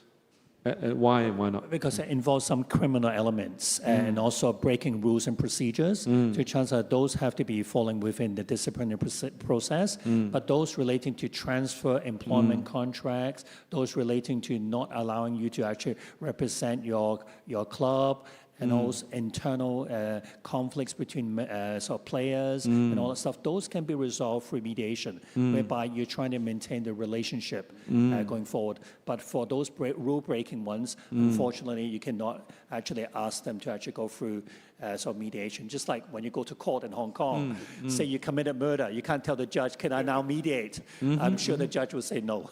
Okay. Right, right. So what other areas, any takeaways you would share in terms of how to promote sports industry in Hong Kong by way of improving our sports disputes resolution mechanism? Maybe starting with Mr. Young. Yeah. Well, you mentioned education, and I think we should continue to promote the sports culture in Hong Kong, including the participation and knowledge of the general public in sports. Because nowadays, sports has become a very specialized area. And say, for example, when people talk about sport disputes, some people thought, oh, how about selection of athletes? Yeah, actually, huge. yeah, a lot of people mention how mediation or arbitration can help to minimize the dispute in athlete selection. Of course, it provides a way to solve dispute. But actually, I think people should know selection of athletes in different sports is a very professional and involve many professional judgment. And it's a very specialized area. In some sports, selection of sports is not based on time or the performance on a particular race. Yes. It's based on the tactics of the coach and and many other factors. So the athletes and also the general public, they should know with the implementation of mediation or arbitration, it cannot resolve all the disputes in sports or in particular in the selection of athletes. Because in every team, say, for example, one player may think, well, I'm better than Nick, but the coach may think Nick is much better than I. So the coach is wrong. Maybe, maybe he's Okay, right. It also depends on the opponent. Depends on the tactics. This is particularly true for team sports. It's not individual sports. Say if it's in swimming, True. then we can have a race. Yes. Who is fastest in 100-meter freestyle? Well then said. probably you win, and then you represent two of us. You are the winner. But in team sports, it's different. So I think actually in the past, when I was the commissioner for sports, we received a lot of complaints about selection of athletes. Yes. Especially many of the complaints came from the parents. Yes. The parents thought that the children are better than the other children. Of course. Of course. And always complain about the coaches. They are not fair. They're biased. Well, unless... Yeah. Right. So because they belong to this club, that's why he select this player and not the other player. So how do you avoid that? Maybe some coaches actually go outside and teach. So what do you suggest? I think, of course, different case depends on the circumstances. But what I'm saying is we need to promote the sports culture so that people have more knowledge about sports in general. And also, in football, for example, they should know how the football business is run and why the coaches select a certain team, select certain player, deploy certain players. Yes. Then if people, have better knowledge about the game, probably they will complain less about the selection. Of course, they have other areas they can complain. They can complain about the result, they can complain about the performance, but there's always, some reasons behind the selection of athletes. So I'm saying, what I want to say is we need to continue to promote the sports culture so that people have better knowledge, better understanding of the sports. Thank you. There is a code of conduct issued by the SFNOC, and also the Jockey Club has been very kind and supportive, working with the Sports Institute and other organization for Hong Kong Governance Institute, Chartered Governance Institute, in coming with certification. So there are other things to think about. We have many experts in the room, Professor there. Maybe then let's go to Patrick. Very Thank quick. you. Besides education and sport promotion, I believe the immediate effect can be done by the demonstration of mediation practice. DOJ initiate a rehearsal or demonstration in university to let the people understand the exact practice, the process, and the outcomes So this is very straightforward to let the users, as Christopher said, the best promotion to use this kind of mediation is to let the users say it, not the service provider, but the consumer. I think this is the right thing. We can do it now. Thank you. Tell us about the consumer. You have a special course started this year at the university. Sports bachelor. Yeah, course. we are award the first UGC Sport Industry Management this year. So 2 years later, we're the first batch of the new talents in sport management. So we are looking forward for that. And we need plenty of talents. Thank you, Patrick. Thank you. Over to Christopher. Professor. I think Hong Kong is ideal place for resolving sports disputes because, first of all, most people in Hong Kong speak 3 languages. That's very important, at least for our motherland, in terms of disputes involving sort of sports there, because their market is bigger than Hong Kong. Another thing that's very important is that basically we train up people to are more collaborative. I remember the first time the chief executive of Hong Kong, after the handover, Tung Chee-hwa said this in his policy address. I still remember this to this day. We must build a harmonious society. So chances are he said that. So the chances are that kept on ringing in my head. So chances are we have to be seen as a society that cares, that trusts people, that we need to resolve our disputes in a more harmonious environment. If we can build on that philosophy, which the Hong Kong government is doing this moment in time, because the DOJ is implementing a lot of, for example, mediation in their government contracts. So chances are, if we do that constantly, eventually we'll get the message out. But it takes time. I remember when I started promoting arbitration 20 years ago, one solicitor, very senior solicitor, said to me, Christopher, are you stupid? It's much better to actually do conveyancing than doing arbitration, because arbitration is too much hard work. Conveyancing is easy. But guess what? Conveyancing's gone. Now arbitration is the flavor of the month. So you can see, I think, give it time. People will adapt to it. But in saying that, we cannot always tell people mediation is the best. We have to tell them something is not good as well. If you tell them the good side and the bad side of things, then they can make a judgment call. So by allowing them to make a judgment call, they can think for themselves, and eventually they will choose that mediation would be more suitable to resolve their disputes. Friends, if you want to sign up for the next, Herman. Thank you, Chairman. Mike. One question, probably for Elko. How to become a mediator, especially a sports mediator? Thank you. Christopher earlier said that he must know sports and have credibility in the sport industry. But of course, you have to know you have some legal sense too. So how do you become a sports mediator and where to apply? Thank you. So kind of him. Our next program is in March, and I will be inviting Christopher and Patrick to come again to teach, and others in the room if you have time. So we would be, maybe half the class would be athletes and half are not. So I guess I count you as an athlete, as a member that led our Hong Kong ASAP in the Olympic Committee about career advancement and development. And also, of course, South China Sports Association. 40 hours of training, and maybe we should ask Ms. Lau here, who sat through one of our program. Can you pass her the mic for her to share with you what it's like to be in the program? Yes, thank you. What is that? I'm Miss Hong. Oh, okay. Thank you. Do you want to share some of your experience in these programs? Yes, Professor Hui, Professor Fu. The process is you have to enroll with ELCO. As a student, right? Yeah. I'm a student of the first batch of the sports mediator trained by ELCO. You have to go through a 40-hour training by very experienced trainers, Nick, Professor To, and Professor Now.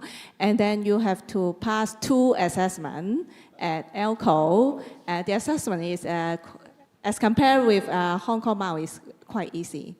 Yes, quite easy. Because So- you're so well trained. So yes. I have a little bit of hints to every one of you who want to enroll. The passing rate is 100% for my batch. They study very hard. So, everyone who is interested in, I strongly encourage you to enroll with the program because I think it's the most easiest assessment for mediators. And then, yes, apart from the program, apart from learning the mediation skills in the program, you also learn sports knowledge. And very special, maybe you have experience to learn some of the case cases. So this is the expertise of the sports mediation training. So I encourage every one of you to enroll with the program. And also, this is the signature event of the Hong Kong SAR government and also the DOJ, which has just launched a pilot scheme for sports mediation last week. So every one of you who want to maybe start first with a mediation, I think the sports mediation training of ALCO is a very good start. You can get the assessment and get the accreditation. And also you'll get the subsidy and also get the pilot scheme to train and get cases to train to build up your career. It's a good network. You can Professor learn. Lau. Maybe give Professor Lau. Yeah. Mm. Yes, of course. Yes, I'm Liang Mei Li. I'm from the Hong Kong BU and also from the SFNOC. I'm one of the students in the second cohort. I've taken 40 hours and 2 assessments. I wish, as she said, the success rate is 100%, but I don't think so. You have to take 6 hours of assessment by doing 2 mock cases, which is difficult for me because I have the sports background for over 40-some years, but I don't have any legal background. So as I said in the class earlier, that's why I attended that lecture and the course, because I want to learn more about the legal aspect as well as how to resolve cases and be a mediator. Let me respond to Chris' earlier statement. He said that sometimes dispute is not only between 2 athletes, but also between 2 countries. Let me quote you an example. If you remember, in the LA Olympics in 1984, in the final competition, some of you were not even born yet, right? In 1984 Olympics, in the final competition of diving, American diver, I think his name is Greg Louganis, something like that. And he hit his head on the springboard and still got the goal over the Chinese diver. Despite the Chinese delegation appeal, the judge said the goal still goes to Greg. So there was a dispute, but no mediation and no arbitration. The judge will make the final judgment. But now I think the culture has changed, the time has changed, and we have to follow that change. So that's why we have this Hong Kong as a dispute resolver, and I'm glad to see that developing. Thank you. Thank you, Professor. Thank you very much, and that's a great note to end on. Thank you very much, Nick Thank Chan. you. Big hand to our panelists. Thank you very much. Panelists. Please stay on the stage for a moment. Professor, who would like to hand you a certificate of attendance?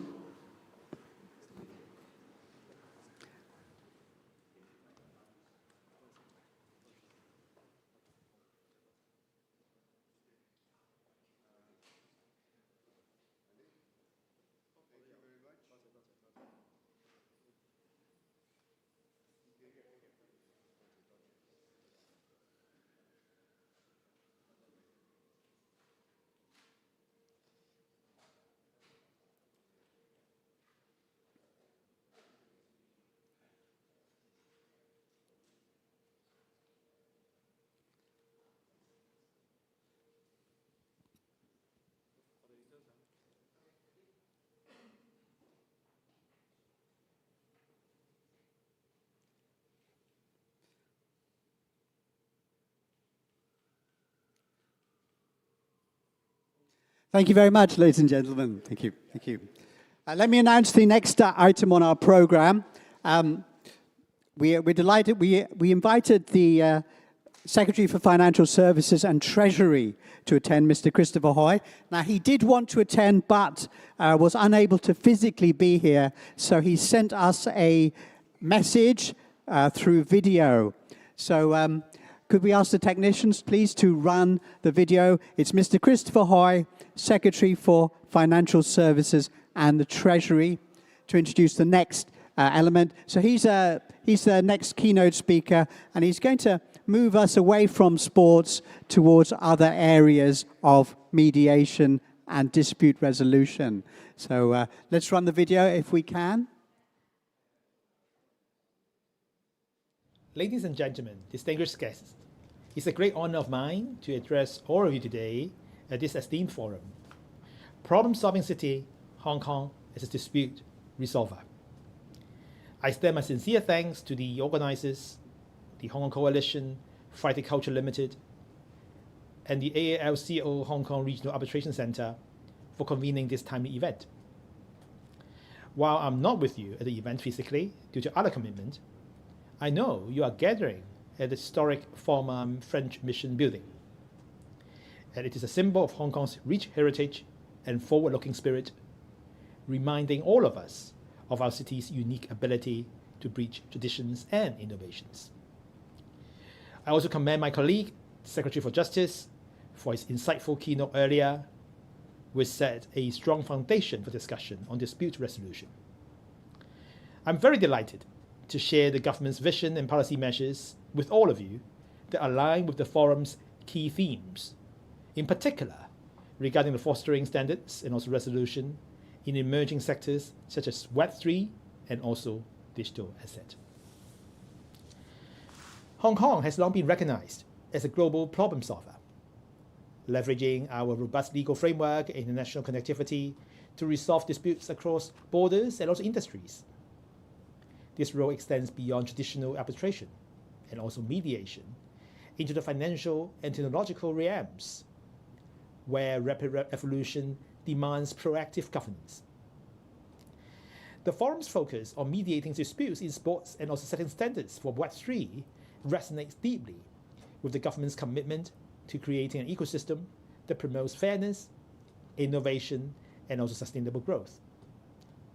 In sports, effective mediation ensures that conflicts do not hinder athletic progress or international collaboration. Similarly, in the digital economy, harmonizing standards is essential to mitigating risks, building trust, and also resolving potential disputes before they escalate.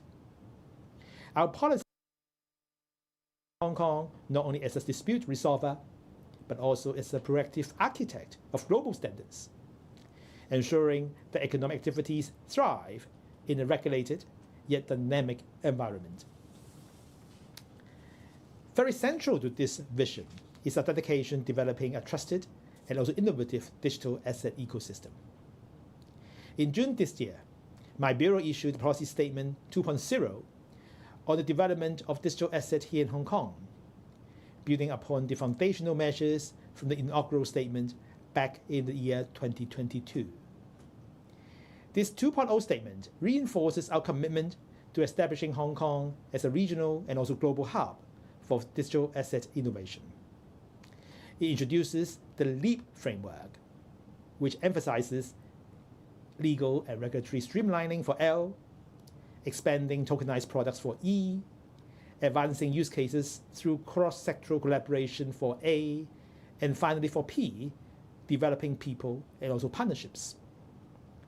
This approach directly addresses the need for harmonized standards in Web3, where decentralized technologies like blockchain and also tokenization present both opportunities and also challenges in dispute resolution. One of the very cornerstones of our regulatory enhancements is the Stablecoins Ordinance, which came into effect on August the 1st this year. This legislation establishes a licensing regime for issuers of fiat-referenced stablecoins, ensuring that any entity issuing such asset in Hong Kong or marketing them to the public obtains approval from the Hong Kong Monetary Authority. Guided by the principle of same activity, same risks, and also same regulation, we adopt a risk-based approach that aligns with international standards while reflecting local circumstances. The HKMA stablecoin issuer Sandbox, launched last year, has allowed institutions from diverse sectors, including banking and technology, to test business models in a controlled environment. By end September this year, we received 36 license applications from a broad spectrum of applicants, and we anticipate granting a handful of licenses in early next year, prioritizing robust reserve management, price stabilization, and also anti-money laundering measures. These steps not only protect investors, but also facilitate the resolution of potential dispute by embedding clear compliance pathways, reducing ambiguities that could lead to conflicts in transactions. Furthermore, we are advancing regulatory regimes for digital asset dealing and also custodian service providers. Following public consultations, my bureau, in collaboration with the Securities and Futures Commission, are formulating details for licensing regimes, with a bill targeted for introduction to our Legislative Council next year. This comprehensive framework will cover keynotes in digital asset industry, balancing risk management with innovation. In parallel, the licensing regime for digital asset trading platforms, operational since June 2023 under the Anti-Money Laundering and Counter-Terrorist Financing Ordinance, has seen 11 platforms licensed.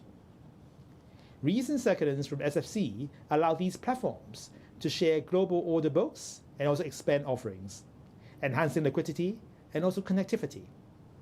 Such framework and measures ensure that disputes arising from trading or custody are resolved efficiently through established regulatory channels, reinforcing Hong Kong's role as a dispute resolver in the digital space.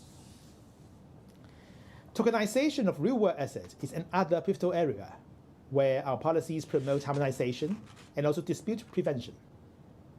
The SFC circulars in November 2023 and the HKMA's guidance in February last year provide clarity on tokenized securities and custodian services, enabling banks and also intermediaries to engage safely. Last year, we authorized the first retail tokenized gold product and also 5 tokenized money market funds, with asset under management reaching 4 billion Hong Kong dollars in August this year. The Project Ensemble Sandbox, launched by the HKMA in August last year with SFC as a key partner, tests tokenization use cases, paving the way for innovative financial infrastructure.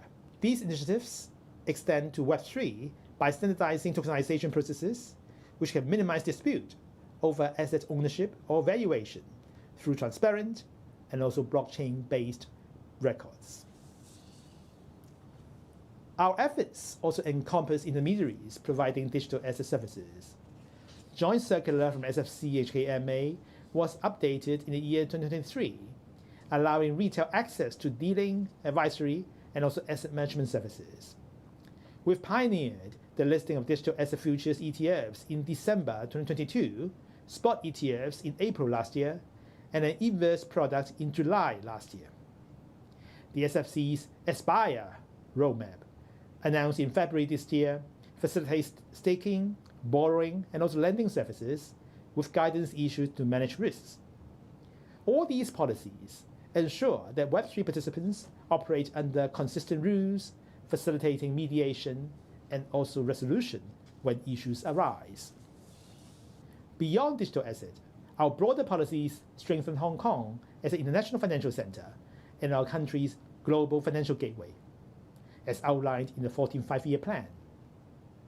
Measures like enhancing stock market competitiveness through the technology enterprises channel, optimizing listing rules, and facilitating overseas listings bolster our platform for resolving financial disputes. Expansions in mutual access schemes, such as Swap Connect enhancements this year, including extended tenors and also increased quotas, deepen connectivity. In green and sustainable finance, the government's sustainable bond program has issued bonds equivalent to 250 billion Hong Kong dollars as of November this year, with innovative tokenized issuances. To conclude, the Hong Kong government's policy measures are meticulously crafted to harmonize standards in Web3 and also digital asset, positioning our city well as a premier dispute resolver. By prioritizing investor protection, regulatory clarity, and also international alignment, we create an environment where innovation flourishes without compromising stability. Together, we can ensure Hong Kong remains a beacon of problem solving in the global arena. Thank you. Okay, thank you very much, Mr. Christopher Hoy, Secretary for Financial Services and the Treasury. Okay, now we step into the future, Web 3.0 revolution, the next internet revolution. And may we have a warm welcome, please, for our host, Professor Wit Min Hung, member of the Global Council of the World Summit Internet Awards. Thank you, Professor Hung. Thank you, Nuri. Let me invite my panelists first. First of all, perhaps the longest friend here, right? More than 25 years. The Honorable John Lim, member of the Legislative Council, and also just re-elected. Please. Mr. Joseph Chen, JP, Undersecretary for Financial Services and the Treasury of the Hong Kong SAR government. Dr. King Au, Executive Director of Financial Services Development Council. Mr. Evan Au Yeung, Group President of Walker Brands. And Mr. Marco Lim, Independent Non-Executive Director for Boya Interactive. Okay, please be seated.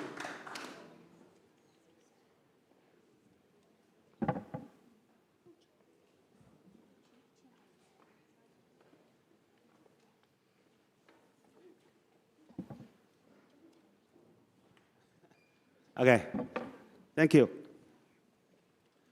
Well, first of all, welcome, and I have to thank Secretary Chris, because he kind of linked up. You know, we have the big topic as Hong Kong is a problem-solving city, but if you look at the subtitle of my panel, it's about setting and harmonizing standards and rules for engagement for Web 3.0.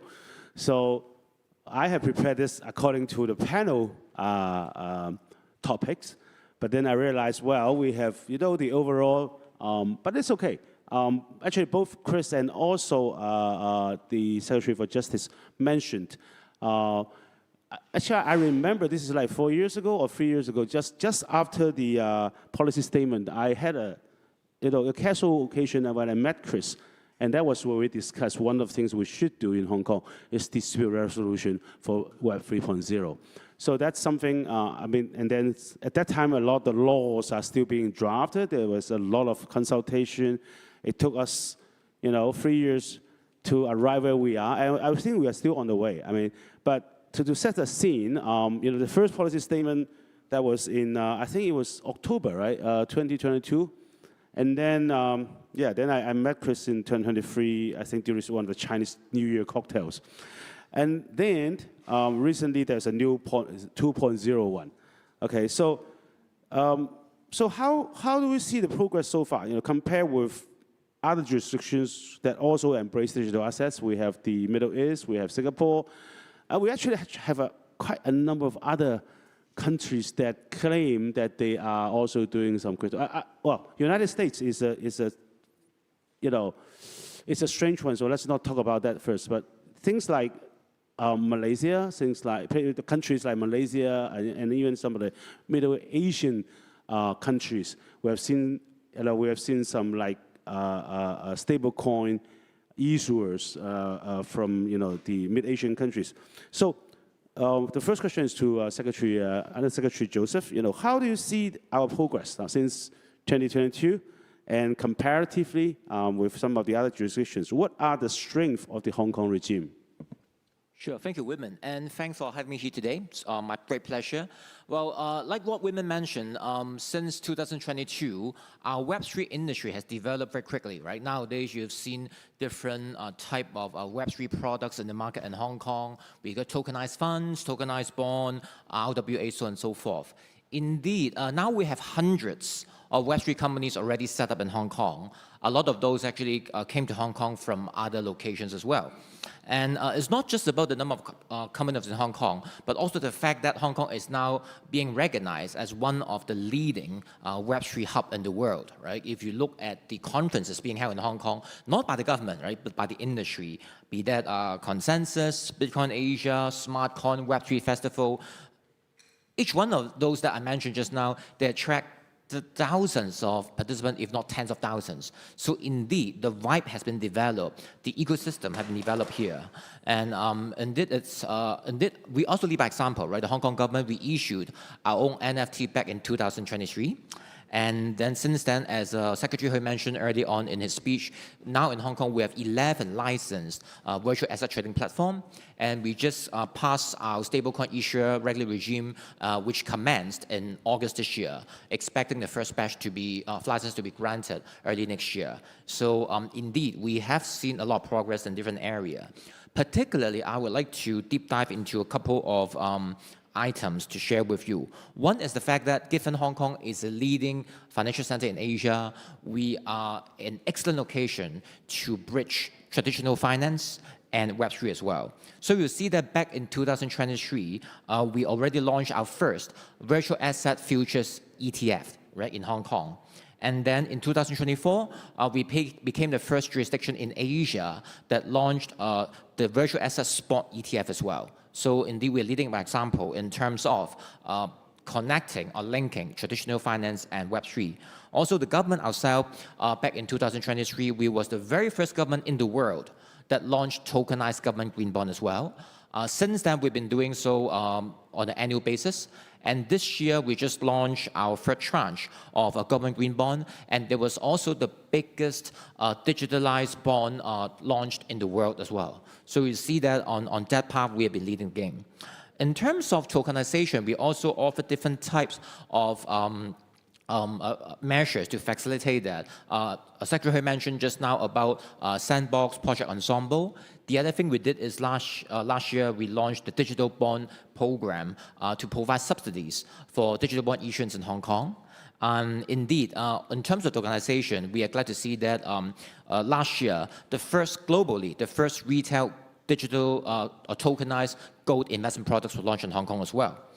So indeed, we keep seeing new product develop in Hong Kong. And I'm also happy to see that our success is beyond the local markets. Earlier this year, we saw that tokenized fund issued by a Type 9 companies in Hong Kong, they are now on board with the Middle East Wealth Management Network as well, so that our tokenized or digitalized products are now being distributed overseas. So I do see good progress since then. In terms of strength, I'll try to sum it up in two dimensions. One is the fact that we are the leading international financial center in Asia on traditional finance. If you look at the league table, be that IPO, Asian bond issuance, insurance entity, size of a cross-border wealth business, size of a hedge fund, we top the league table in Asia year after year. What does that mean? That means for fintech companies, for Web3 companies, when they want access to potential investor, when they want access to potential customers, when they want access to potential business partners, this is the place where they got tremendous access. And that's why we see so many fintech and Web3 companies came here to set up, start up, and scale up as well. The other dimension, I would say, is our policy, right? We always pride ourselves with our philosophy that our policies, regulations are transparent and predictable, and also very certain as well. So you would see that when we launch any new policy or regulatory regime, we always go through soft consultation, public consultation, legislative council, panel consultation, first reading, second reading, bills committee, and third reading. What does that mean? That means on one hand, the voices from the industry will be heard. We will consider their view fully. On the other way around, throughout the whole process, the industry knows what is coming so that there will be no surprises. I think that transparency and predictability are extremely important, and that's why many fintech and Web3 companies are very comfortable investing here in Hong Kong. Thank you, Joseph. I'll add one more. I think our jurisdiction is, well, our regime is not yet complete, but it's much more complete than all the others.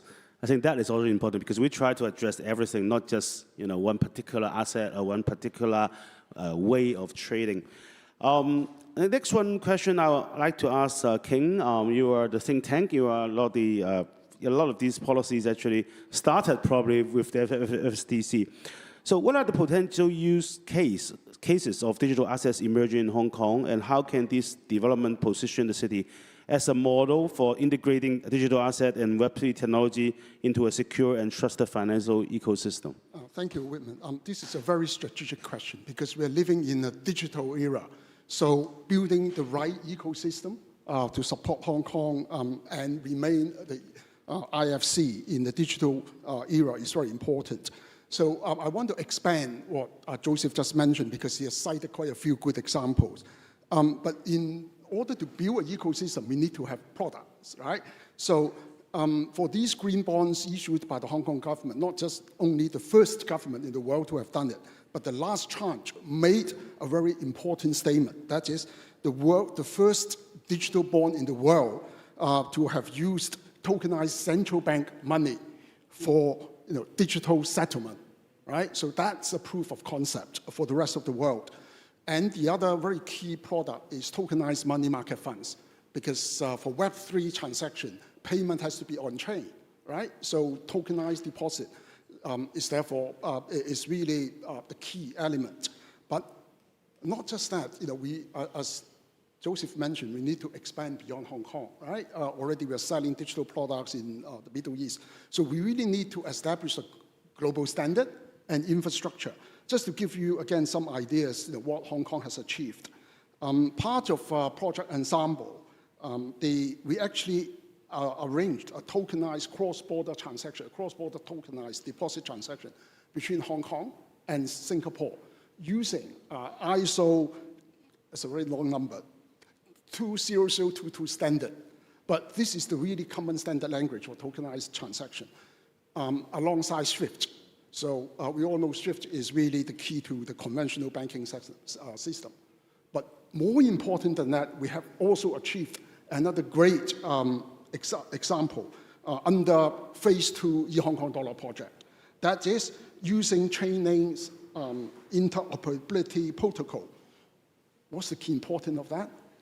First of all, this project allowed Australian investors to buy into tokenized money market fund issued in Hong Kong using e-Hong Kong Dollar, bypassing SWIFT. So that is really the key achievement. So last but not least, real world asset tokenization is also very important because the financial market is here to serve the real economy. Joseph mentioned the retail gold. Why is it interesting? Because retail investors can now buy into gold using just 33 Hong Kong dollar. Because the retail gold is in 0.001 trans ounce. That's the beauty of tokenization. Last but not least, Hong Kong needs to position ourselves as a treasury center in the digital era. So tokenized trade finance is really another great opportunity for Hong Kong. Just to share some figures. According to a Chinese Enterprise Association, which has 43 members from the mainland Chinese, operating in Hong Kong, they have assets over 240 billion US dollar, and their financing need is 100 billion US dollars. The annual settlement amount is $3 trillion, and they want to tokenize all these in Hong Kong. So that's exciting. That's a very large number, and because I will be very. I will be glad, but I will be very hesitant to think it will actually happen to be all tokenized. But anyhow, even if 5% is still a lot of.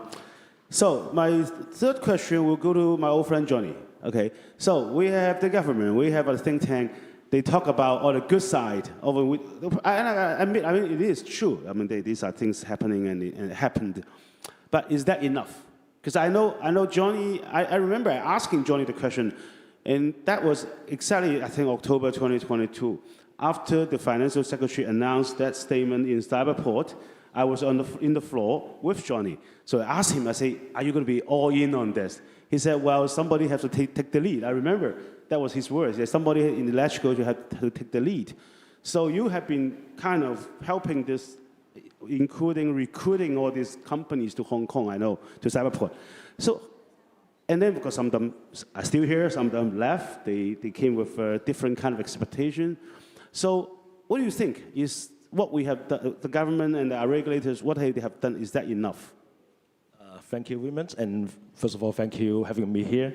I'm really honored to sharing with you some insight. And first of all, I have to thank the government and think tanks do a lot of things, including how to improving our legal framework and the regimes to attract more and more industrial players to come to Hong Kong. For me, actually, I in this market around 8 years ago in 2016, and first of all, I read the white paper of blockchain of Bitcoin, and I think this is one of the technology recently we can change the world a lot. So why to invest in this industry? And when I have a chance to become a lawmaker in Hong Kong, I want to push in terms of policy and help the government to refine all the law and framework. I think we do a lot of very important things, and sure, we have every better and better, but not enough. Few things I think we can do more. Today's mainframe is Hong Kong as a dispute resolvers.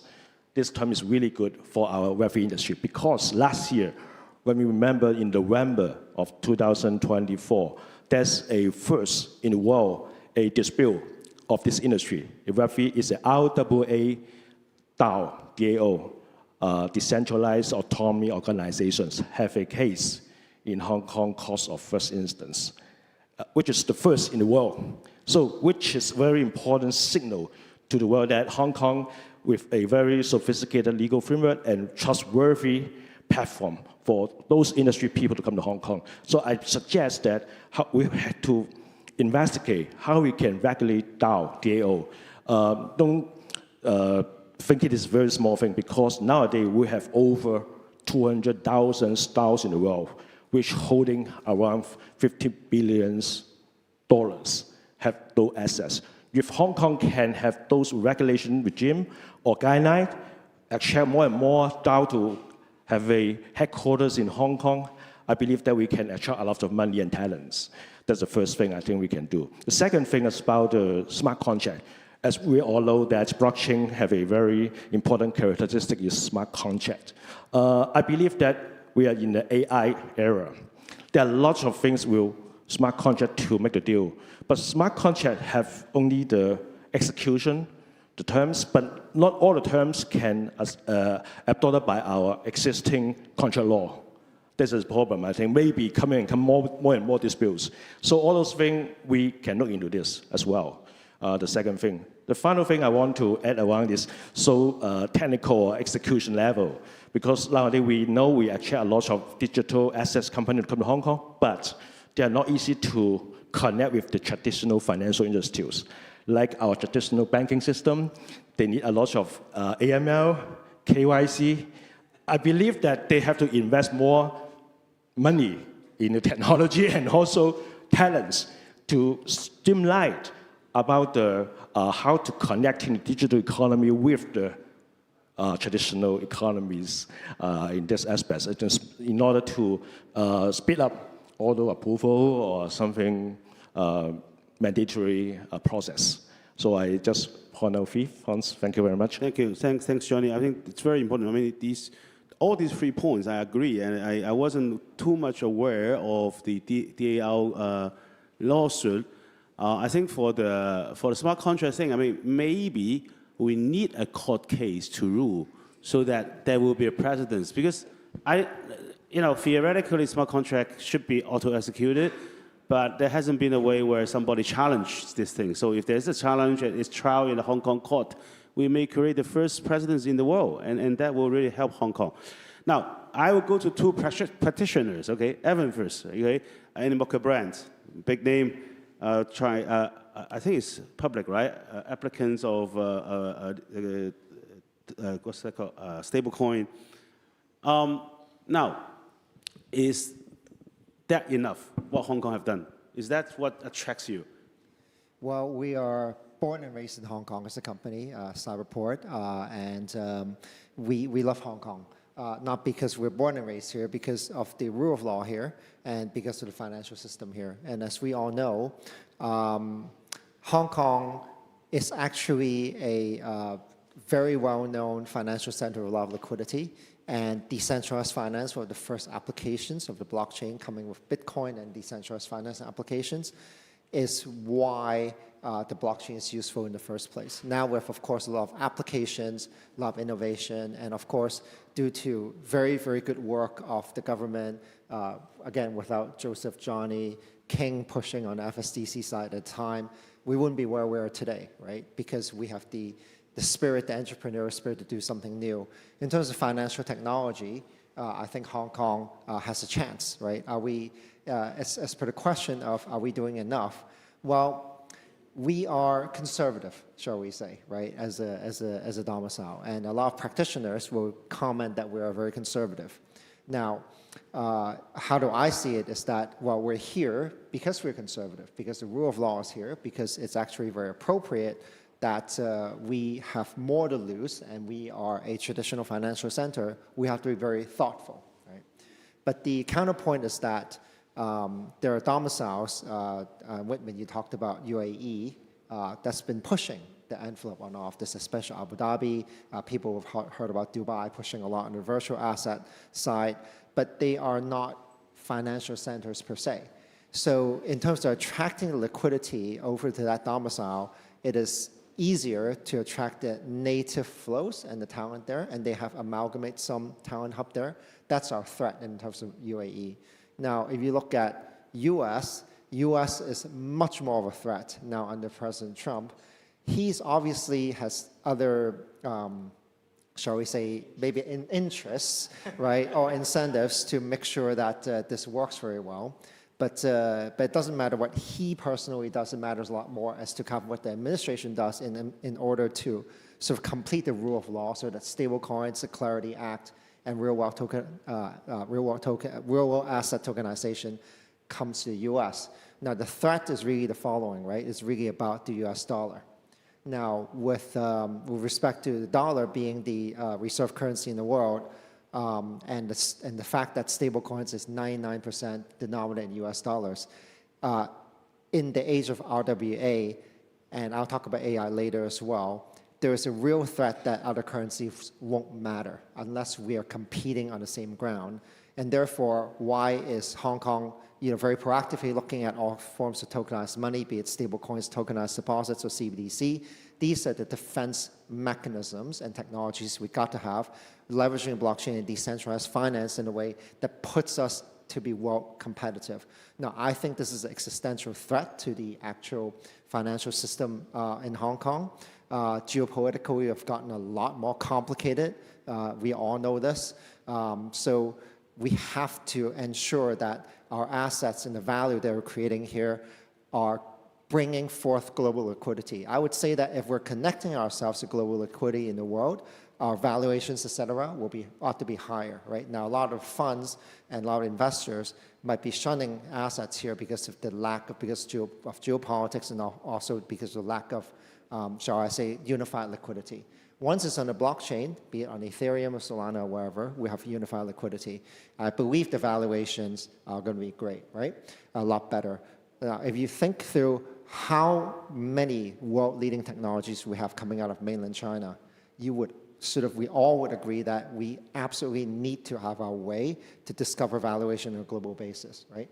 And we do hear that here and there are SPVs investing in Chinese technologies, probably too sensitive to talk about, funds, offshore funds that might not want to explicitly say that they're actually investing in them, but they're investing in the Chinese, industries, right, because of the returns. But connecting the global liquidity together under the blockchain would be very, very important. That's a very good point. I think, I, as a moderator, I shouldn't have my own view, so I won't say what I think. But really, I think it's there's some, we talk about whether we're conservative, this thing later. But I just like you said, I remember I was in a small room. I forgot why I was there, but there was a small consultation with some government, another government think tank, and I said, even if we are not conservative, we can't really compete with the offshore ones, right? Where there are just no rules and they can decide and change and do whatever they want. So people come to Hong Kong because we have rule of law, because we are conservative. So I agree with you on this one. So that's why I really support the government, the way they do it, and the pace they do it as well. It's not just the way, but also the pace. No rush, but steady.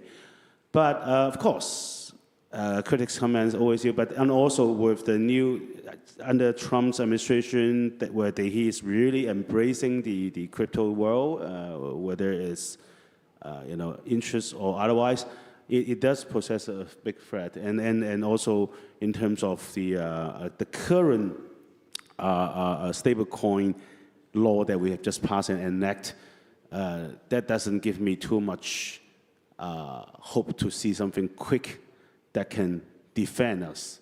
But we'll be there.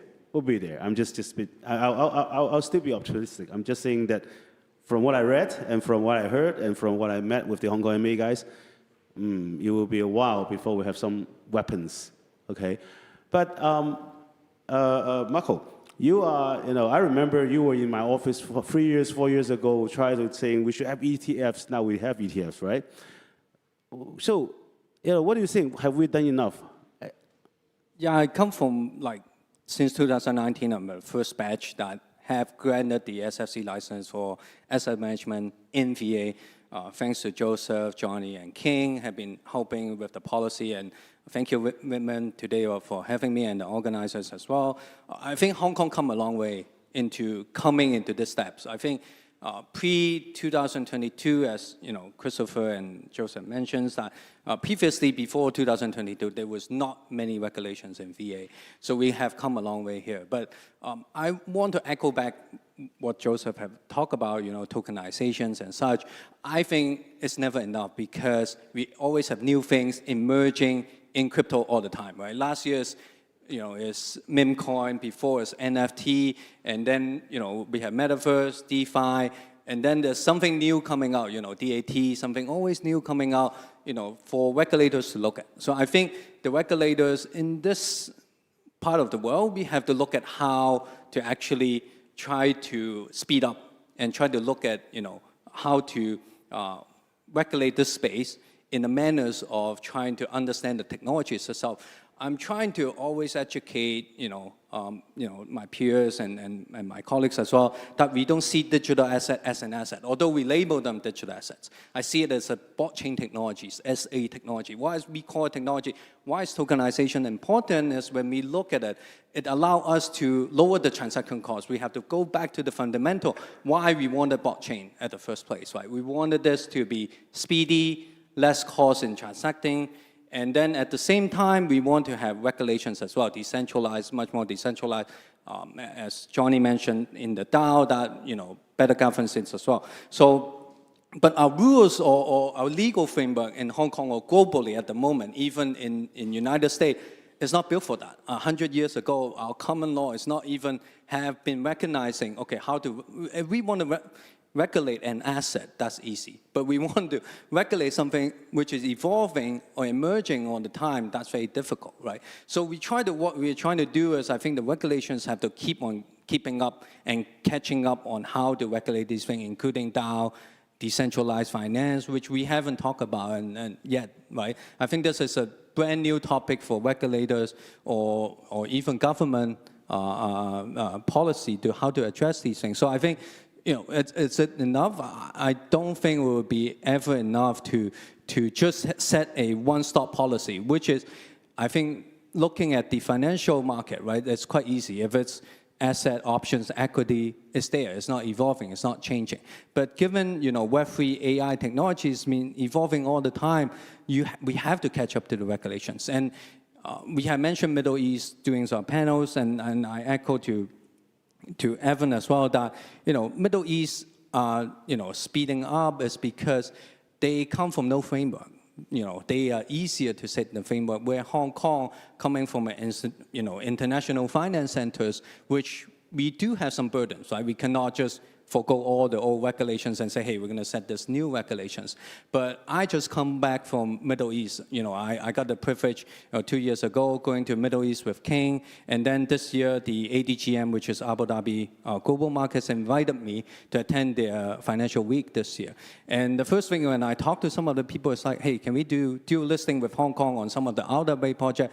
just because Hong Kong regulations, they see it as a tier 1 regulators, not only a tier 1 globally, but they see that we practice the same common law ground that we can actually communicate with the ADGM, license and some of the practitioners over there. So all of a sudden, I don't need to explain myself on how my legal framework works. When I go there, I say, hey, can we do some kind of dual listing on RWA or maybe ETF, looking forward into that. That's potentially how I think Hong Kong, being the super connector, going out there can actually work. So I think the rules, regulations are here to support us, hopefully, going forward, to actually allow us to communicate or try to bridge the entire world easier and better. Talking about connecting Hong Kong as the super connector, there's two connections here I see. One is really, when we just talk about assets and liquidity, I think one thing, liquidity, I'm sure the biggest liquidity is in the West, okay, because they owe money, especially Europe. Okay, when people cannot imagine some of this liquidity that they have. But then, in terms of assets, not assets as this historical building, but assets that are generating income and growing is coming from China. All these new technology companies, all this new development, all these kind of carbon neutrality projects, all these things, they are actually assets. And also from Belt and Road. Okay, because if you look at the West, they're not really building. They have a lot of assets, but they're not building new ones. Okay, at least not as fast as what the others. So this connection is between, Hong Kong. Between the world and the Chinese mainland assets, where they so far they do not allow any Web3 kind of thing. That is one connection, and the other connection, which Joseph just mentioned, is between the traditional finance and this kind of digital finance. I'm actually glad that government finally now adopt the word digital assets, because it started as a virtual asset, which I really hate. And then we talk about crypto assets, which is a tool technology, and now digital asset, I think that's the right way of describing. So these two connectivity, I want to ask King maybe to look at this and see how do we perform this connectivity? And then I forgot it was Johnny who just mentioned as well. While we are connecting, on one side, obviously, we have the law, we have things. The other thing is the infrastructure. The infrastructure, traditional finance is a large infrastructure, whereas theoretically, these decentralized, they have their own infrastructure. Now, can Hong Kong be the place where these two connect? Thanks again, Whitman. You have asked another very strategic question. But I want to address what Marco raised earlier on first. I think I can't speak for our regulators, but Hong Kong being an international financial center, we have everything to lose if we don't regulate the new industry properly and protect our investor base. So I think the principle-based approach adopted by all our regulators is very sound. We lay out the framework, and we'll then evolve with the industry as it develops. So I want to use an example. What I see the role of Hong Kong in connecting the Chinese mainland with the global markets.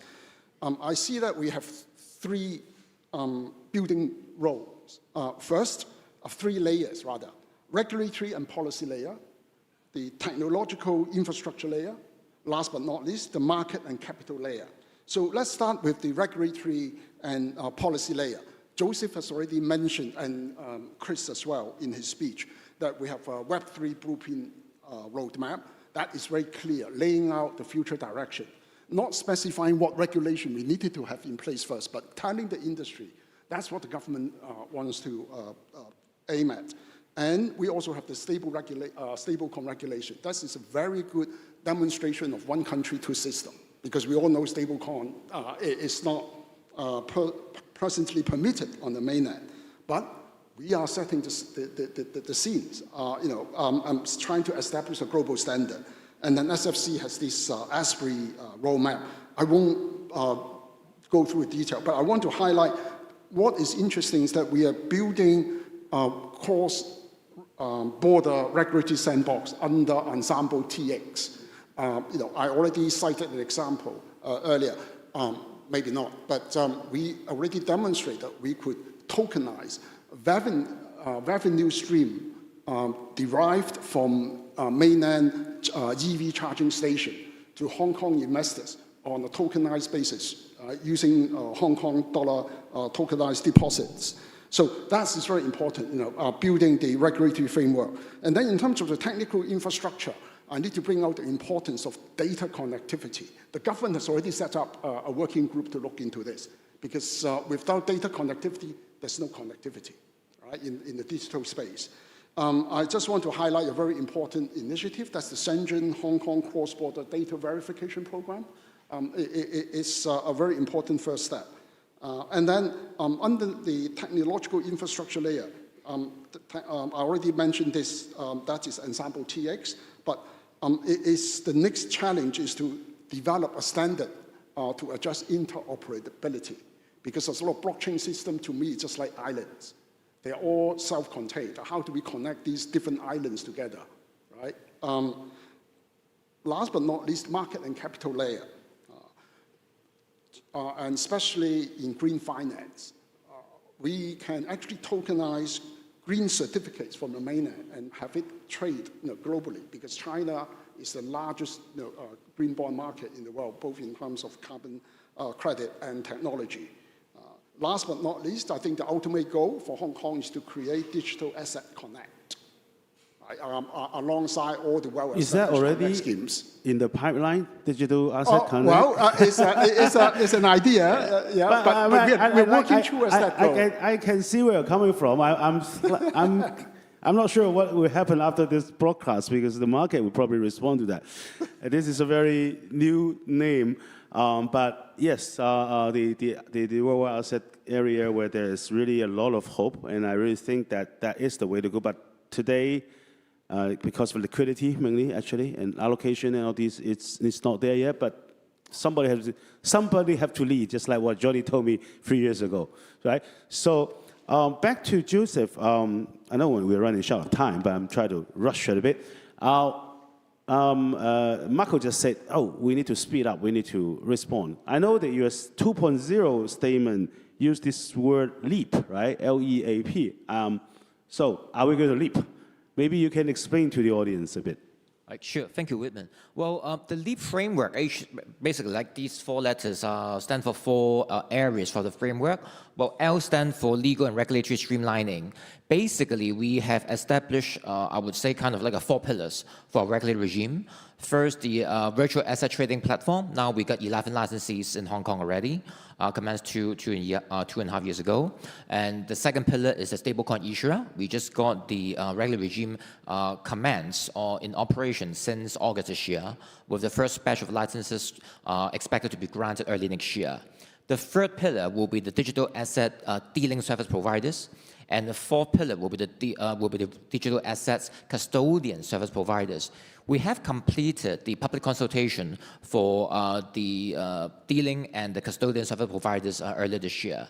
And we are aiming at submitting our legislative proposal to Legislative Council next year, and hopefully we get a safe, a smooth sail there, so that we can launch those regulatory regimes. So that's where we are standing in terms of legal and regulatory streamlining. That L stands for. The other thing under regulatory regime is that we are also now spearheading a comprehensive legal review to facilitate the tokenization of real-world assets and financial instruments as well. So we will adopt a more holistic approach and consider different aspects of tokenized bond issuances and transactions, including but not limited to settlement, registration, and record requirements. So we are doing a holistic review as well. E stands for expanding the suite of tokenized products. So earlier on, I already mentioned, right, the fact that we have issued a tokenized green bond, but being the first government in the world doing so. Talking about 2 years ago, the fact that we already got tokenized ETF traded in Hong Kong as well. Indeed, now we are working on clarifying the stamp duty treatment for tokenized exchange traded fund ETFs in Hong Kong as well, so that with that, we will also welcome the introduction of secondary market trading of those tokenized ETFs on licensed digital asset trading platforms in Hong Kong as well. So we are promoting different channels that you can see. The other thing about tokenization, kind of similar to what King mentioned, is that we will promote a broader range of tokenization of assets, demonstrating the versatility of our sector, such as precious metals, non-ferrous metals, and renewable energy, such as solar panels, EV chargers, so on and so forth. A stands for advancing use cases and cross-sectoral collaboration. So we would work with our regulators and law enforcement agency to promote development of digital asset infrastructures, and also to demonstrate the support and to take the lead. We welcome proposal from market participants on how we may test the usage of licensed stablecoins in the future as well. One thing I would like to mention on that effort is that the Cyberport this year has already launched the blockchain and digital asset pilot subsidy scheme, so that we can facilitate the development and testing of high-impact blockchain and Web3 applications that can serve as benchmark for future use cases. And indeed, now 9 projects have already been improved under that scheme, so that we can create opportunities to test and validate these blockchain or Web3 applications. The last letter P stands for people and partnership development. So we'll continue to strengthen talent development, and also we will continue to promote Hong Kong as a center of excellence in terms of digital asset knowledge sharing and international cooperation, including joint research initiatives and global regulatory collaboration as well. So this is the LEAP framework that stands for. I want to go back to something that I mentioned early on, right? I think some speakers mentioned about other jurisdictions, and at the outset, right, I mentioned that one of our strengths is that our policies, regulations are transparent, certain, and predictable. That's really key because other speakers mentioned that over the last few years, right, there are different situations, some ups and downs at industry, FTX, crypto winter, and so forth. Some other jurisdictions, I won't name who they are, right? They may stop for 1 or 2 years and then they restart again. That is consistency, and that's what business people do not want to see. But Hong Kong, we make it very clear, our role is that we embrace digital asset by our first policy statement back in 2022. We stated very clearly that we believe digital asset is an asset class here to stay, and that's why we apply the same activity, same risk, same rule principle. So we are extremely consistent, and I think that's very important and what makes Hong Kong stands out. And our goal is very simple, right? We want to develop a responsible and sustainable development of digital assets, and this is the path of Hong Kong. I really like what Joseph said, and this links back to our title as well. If you want to be a problem resolution center, you need to be consistent, right? You can't change your mind when something happened and, oh, sorry, we won't do that anymore. I mean, yes, I'm not a participant in this digital asset thing, but I've been a very close observer for the past 5 years for personal and academic interests. So I can see that, and I really appreciate it. I think the consistency, okay? We may be not the first, but we persist, and we are consistent, okay? Time's running up, so I want each of you, maybe starting from Evan, give 1 minute to focus, okay? So a year from now, what do you see will happen in this part, this area, okay? The digital asset, digital, and also in terms both of business and regulatory. Okay, so I believe Hong Kong will go after the RWA space in a very intense way, and I think we need to do that to be competitive. BCG, I think, predicted about 53% growth per annum for the next 10 years because of this is a $400 trillion market, right? That will go on chain. There are a lot of assets available here. It'll be very interesting. I believe the regulatory regime will be more robust. Hopefully, more of the regulations will come in. One thing I do want to mention is that we can be conservative, but you also have to be objective-oriented. 以結果為目標. I think that's very, very important because we don't have liquidity right now. We will bring that in, and the other thing that we should do well on is sort of like targeting specific technologies. We know that zero-knowledge proof technologies will actually enable decentralized finance. If you want to bring that liquidity here, this should be a domicile to do it. And worldwide, there is nothing on zero knowledge proof technologies legally that would recognize sort of that as a KYC. Yeah, I was just going to say, I mean, that's obviously something really, really, I would say, pioneering to recognize that as a KYC tool. But I don't disagree. That's really something that will be very interesting. Johnny. I need not 1 minute, 30 seconds. I'm extremely optimistic. I believe our country, one country, two system, believe Hong Kong, we have the best system, and then I believe the Web3 will be the future. Thank you. Joseph? Well, on one hand, I expect that we will bear fruits from our measures launched over the last couple of years, be that the progress made on the regulatory regime, be that the products developed or driven by our different measures, such as the Ensemble Sandbox, such as the subsidy scheme on blockchain and digital asset I mentioned early on. So what will lead is, I think, hopefully three things, right? A, we will see more volume, more products being done here. Secondly, we'll see more landmark deals being done here. There are more precedent to be set by Hong Kong for Asia or maybe in the world as well, in terms of new product development here. Then thirdly, I expect our ecosystem will go even more vibrant and bigger from where we are today. King? Well, I expect much faster institutional adoption because the pressure is on us. US is talking about 24/5 or even 24/7 round-the-clock trading. Current infrastructure can't support that. So we need to move to the blockchain world. So looking forward, I believe Hong Kong has every chance to become really the digital asset superconnector. Yeah, I echo to King. I think 24 hours trading for RWA with stable coins being issued in Hong Kong next year. That complete ecosystem with OTC trading regimes that is coming up. Also custodian, bank will be involving. So institutional, we all see Standard Charters, HSBC, who are putting their centers for custodian in Hong Kong as well. So I think that's a big thing. I think being the super connector, I still believe Hong Kong can actually do a lot of business, cross-border business with UAE. I don't think it's a competitiveness between the countries. I think it's working with the One Belt One Road countries and also working with the UAE, Middle East country, which I already seeing.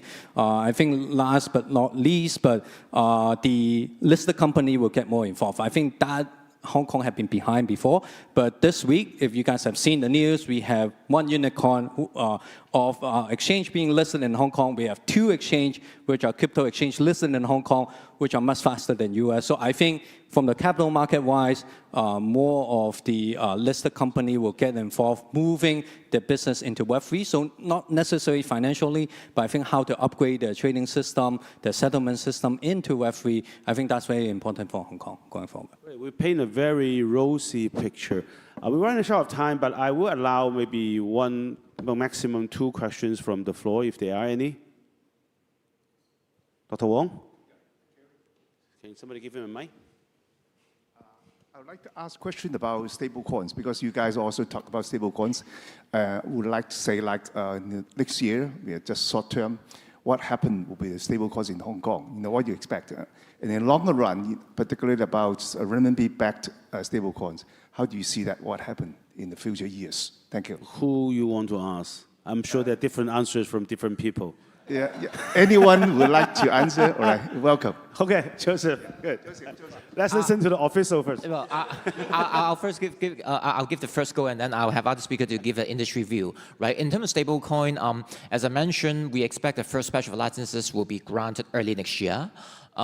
We don't expect too many licenses, probably a handful, a few. Right. The reason is from our standpoint, there are three main criteria one has to meet, right? One is that, after all, is a financial instrument in a way, right? So in terms of KYC, in terms of AML, counter financing of terrorists, a lot of traditional financial requirement, right, or regulations will be also expected on the licenses as well. So this applicant has to be very knowledgeable, have to be capable of meeting these basic requirements as a financial institutions. The other dimension is technology, right? After all, it's digital assets. So in terms of cybersecurity, so on and so forth, it is a very high level of requirement as well.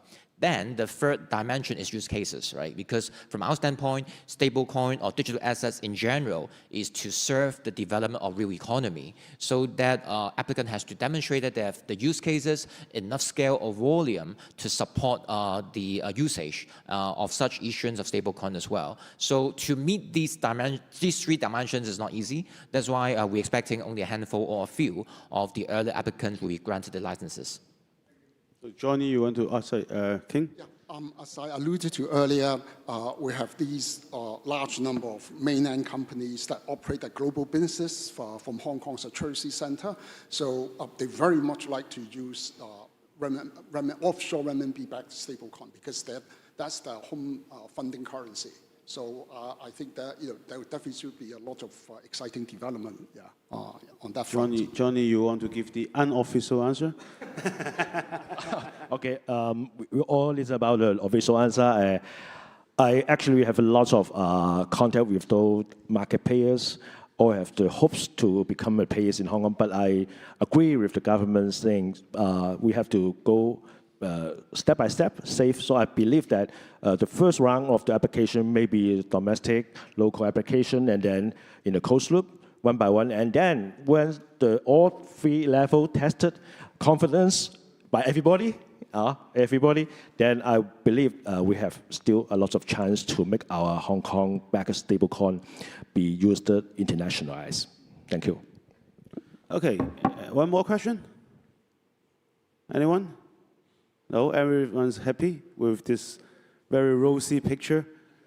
Oh, well, I mean, I'm actually very glad I was given the chance to moderate this session. This is really interesting, and this is cutting edge, quite frankly. A lot of these things, this real world RWA Connect will be something I'm really forward to, and I really think. But my suggestion to the government is we should not be just a super connector. We should be the world's leader in Web 3.0 and digital asset because we are both a problem resolving, resolver as well as, we are the doorstep to the biggest asset creation country, China. Okay? The only thing is that we need to somehow work out a deal with the old world in both the connectivity and the liquidity. And I'm sure there's some way we can do about it. King, you want to ask? Yeah, if you allow me, I want to do a quick market promotion. We just published a paper last Friday setting out a roadmap for Hong Kong as a capital hub for the world. That's exactly. Not just, super. It should be a capital of digital asset. I mean, and this is exactly what I told Chris 3 years ago as well. I think we should have the ambition to do so. And I'm very glad to see we're actually moving towards that direction. With that, I would like to join hands and thank our distinguished speakers, panelists. Thank you. Thank you very much. Thank you, Professor Witman Hung. Thank you to our panelists. Please stay on the stage. Professor Hu will come up and present certificates to each of you.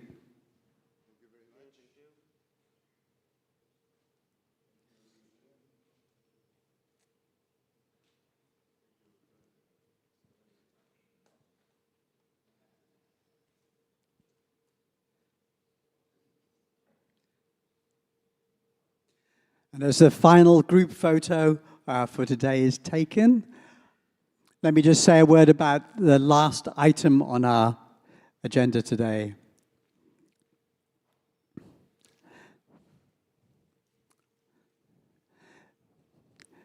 Thank you very much, gentlemen.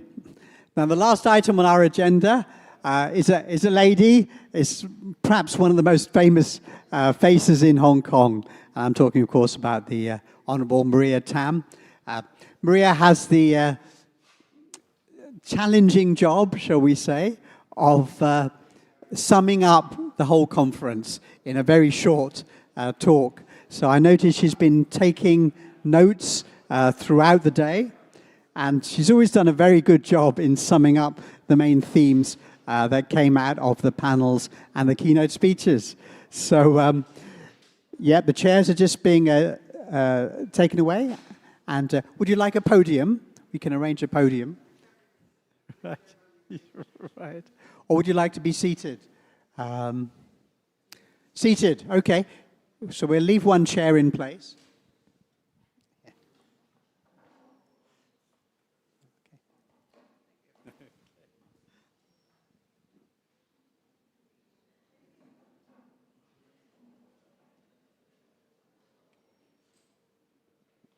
Distinguished guests, good afternoon. It is my great honor to deliver the closing remarks on behalf of the organizers for this forum titled Problem-Solving City, Hong Kong as a Dispute Resolver.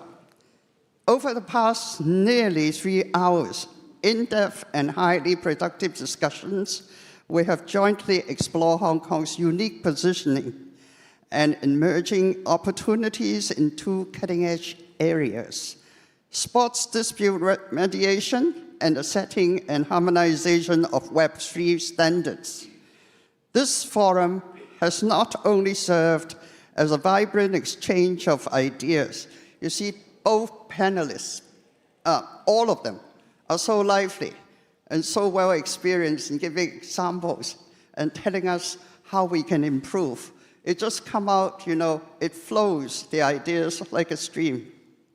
Well, this forum has not only served as a vibrant exchange of ideas, but also a call to action, offering fresh perspective and renewed momentum towards Hong Kong's vision of becoming a leading international legal and dispute resolution services hub in the Asian Pacific region. First, let us reflect on the valuable insights of the panel discussion on mediation disputes in sports. In December 11, 2025, the Hong Kong Special Administrative Region Government officially launched a pilot program for sports dispute resolution, introducing an innovative mediation first, arbitration second mechanism, tailored specifically for the sports sector. The program features an online mediation and arbitration platform, along with streamlined procedures, significantly enhancing the efficiency of dispute resolution, particularly in addressing urgent disputes that may arise during sports events. Panelists unanimously agree.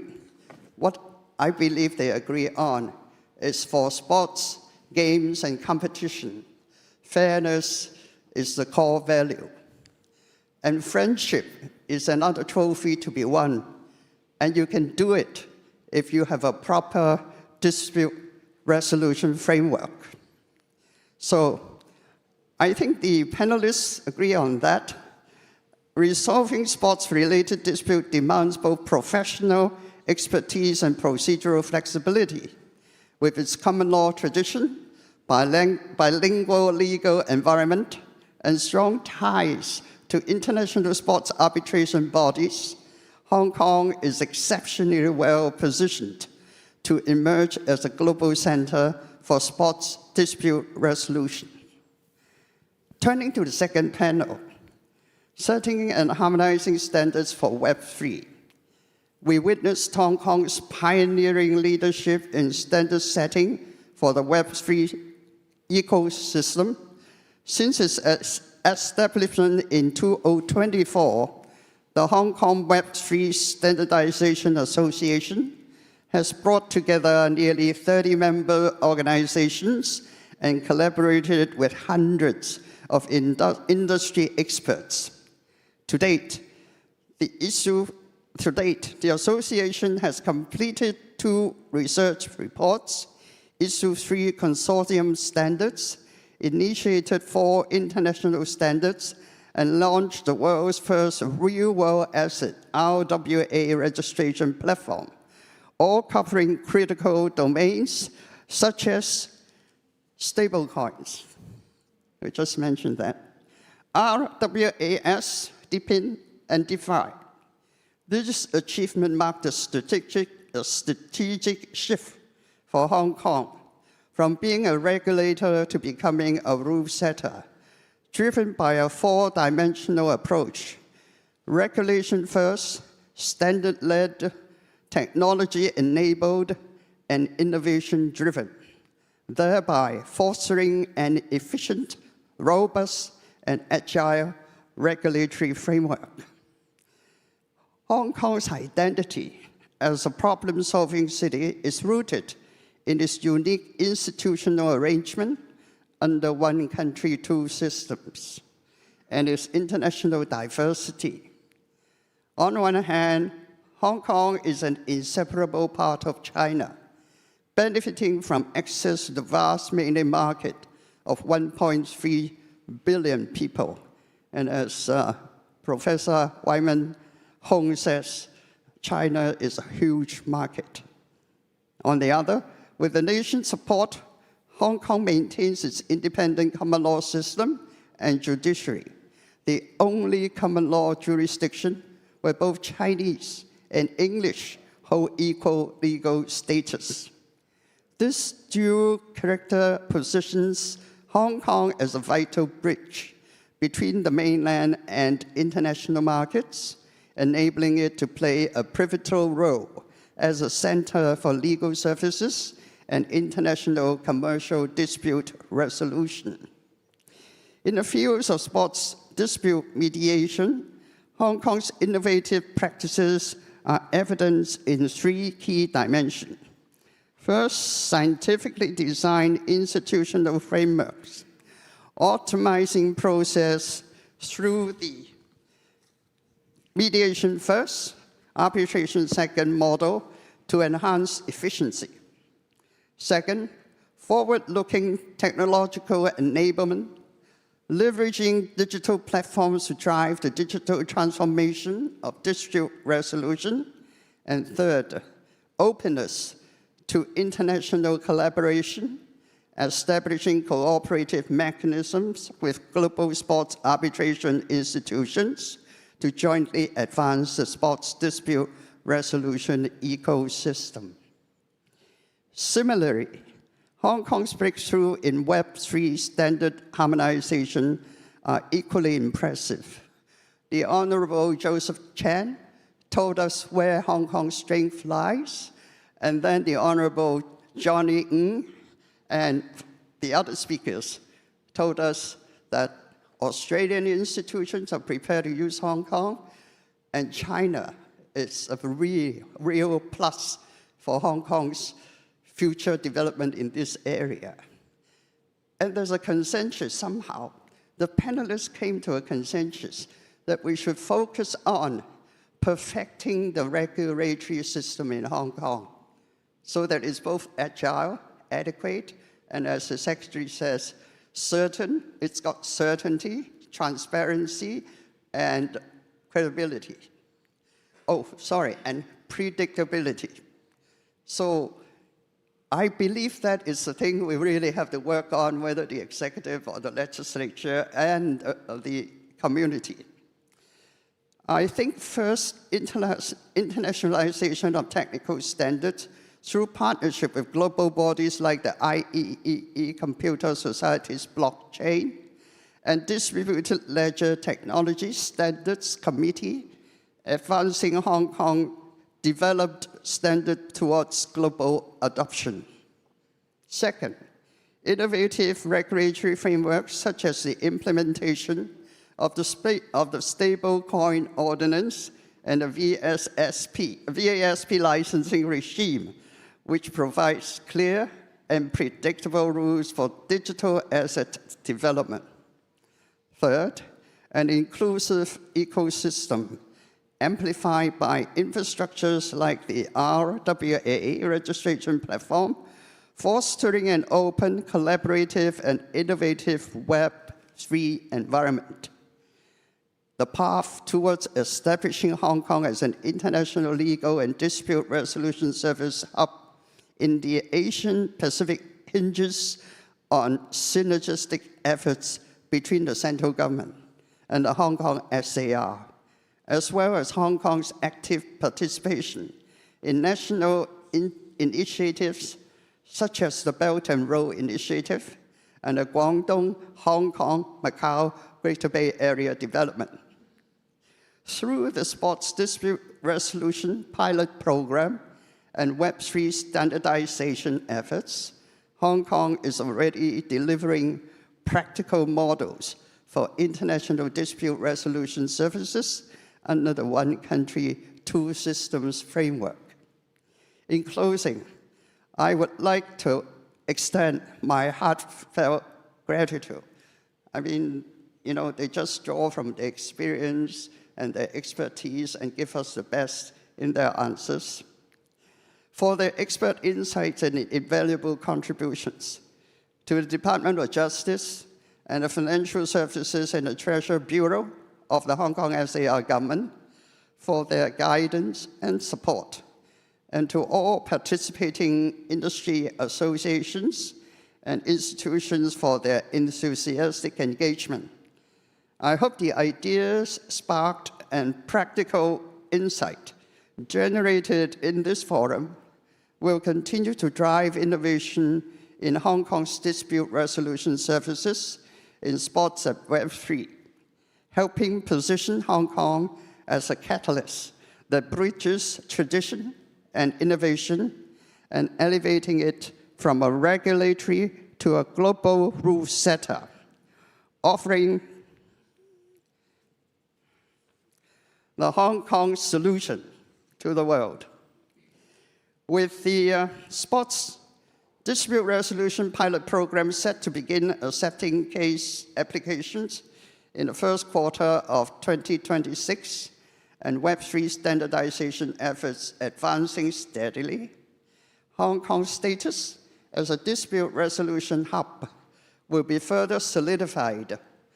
Let us join hands to build Hong Kong into the most influential dispute resolution center, not just in the Asia Pacific, but globally, contributing to a fairer, more efficient, and sustainable international dispute resolution system.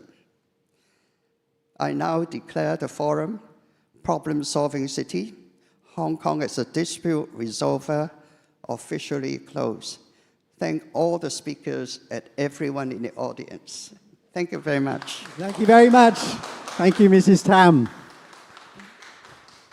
That was excellent. I'm very impressed how you managed to sum up all those things in so many details. So remember, now we can train as sports dispute mediators and invest in stable coins. That's the message, right? That's wonderful. Okay, so our event is officially closed. I just want to say a big thank you to everybody who came. Thank you to all the staff.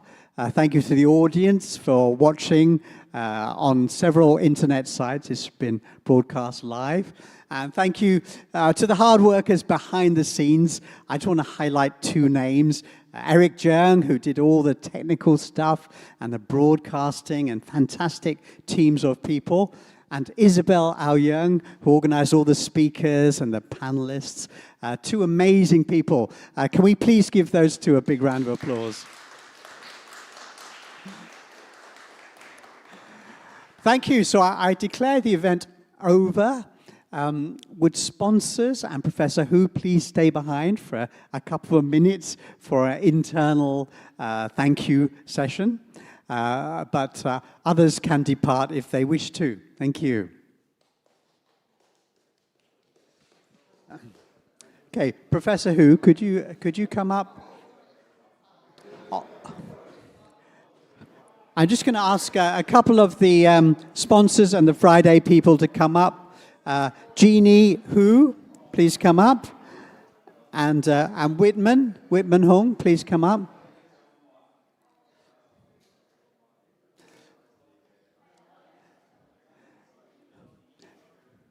Thank you. This is just a moment we're going to take to say thank you to a couple of the sponsor groups.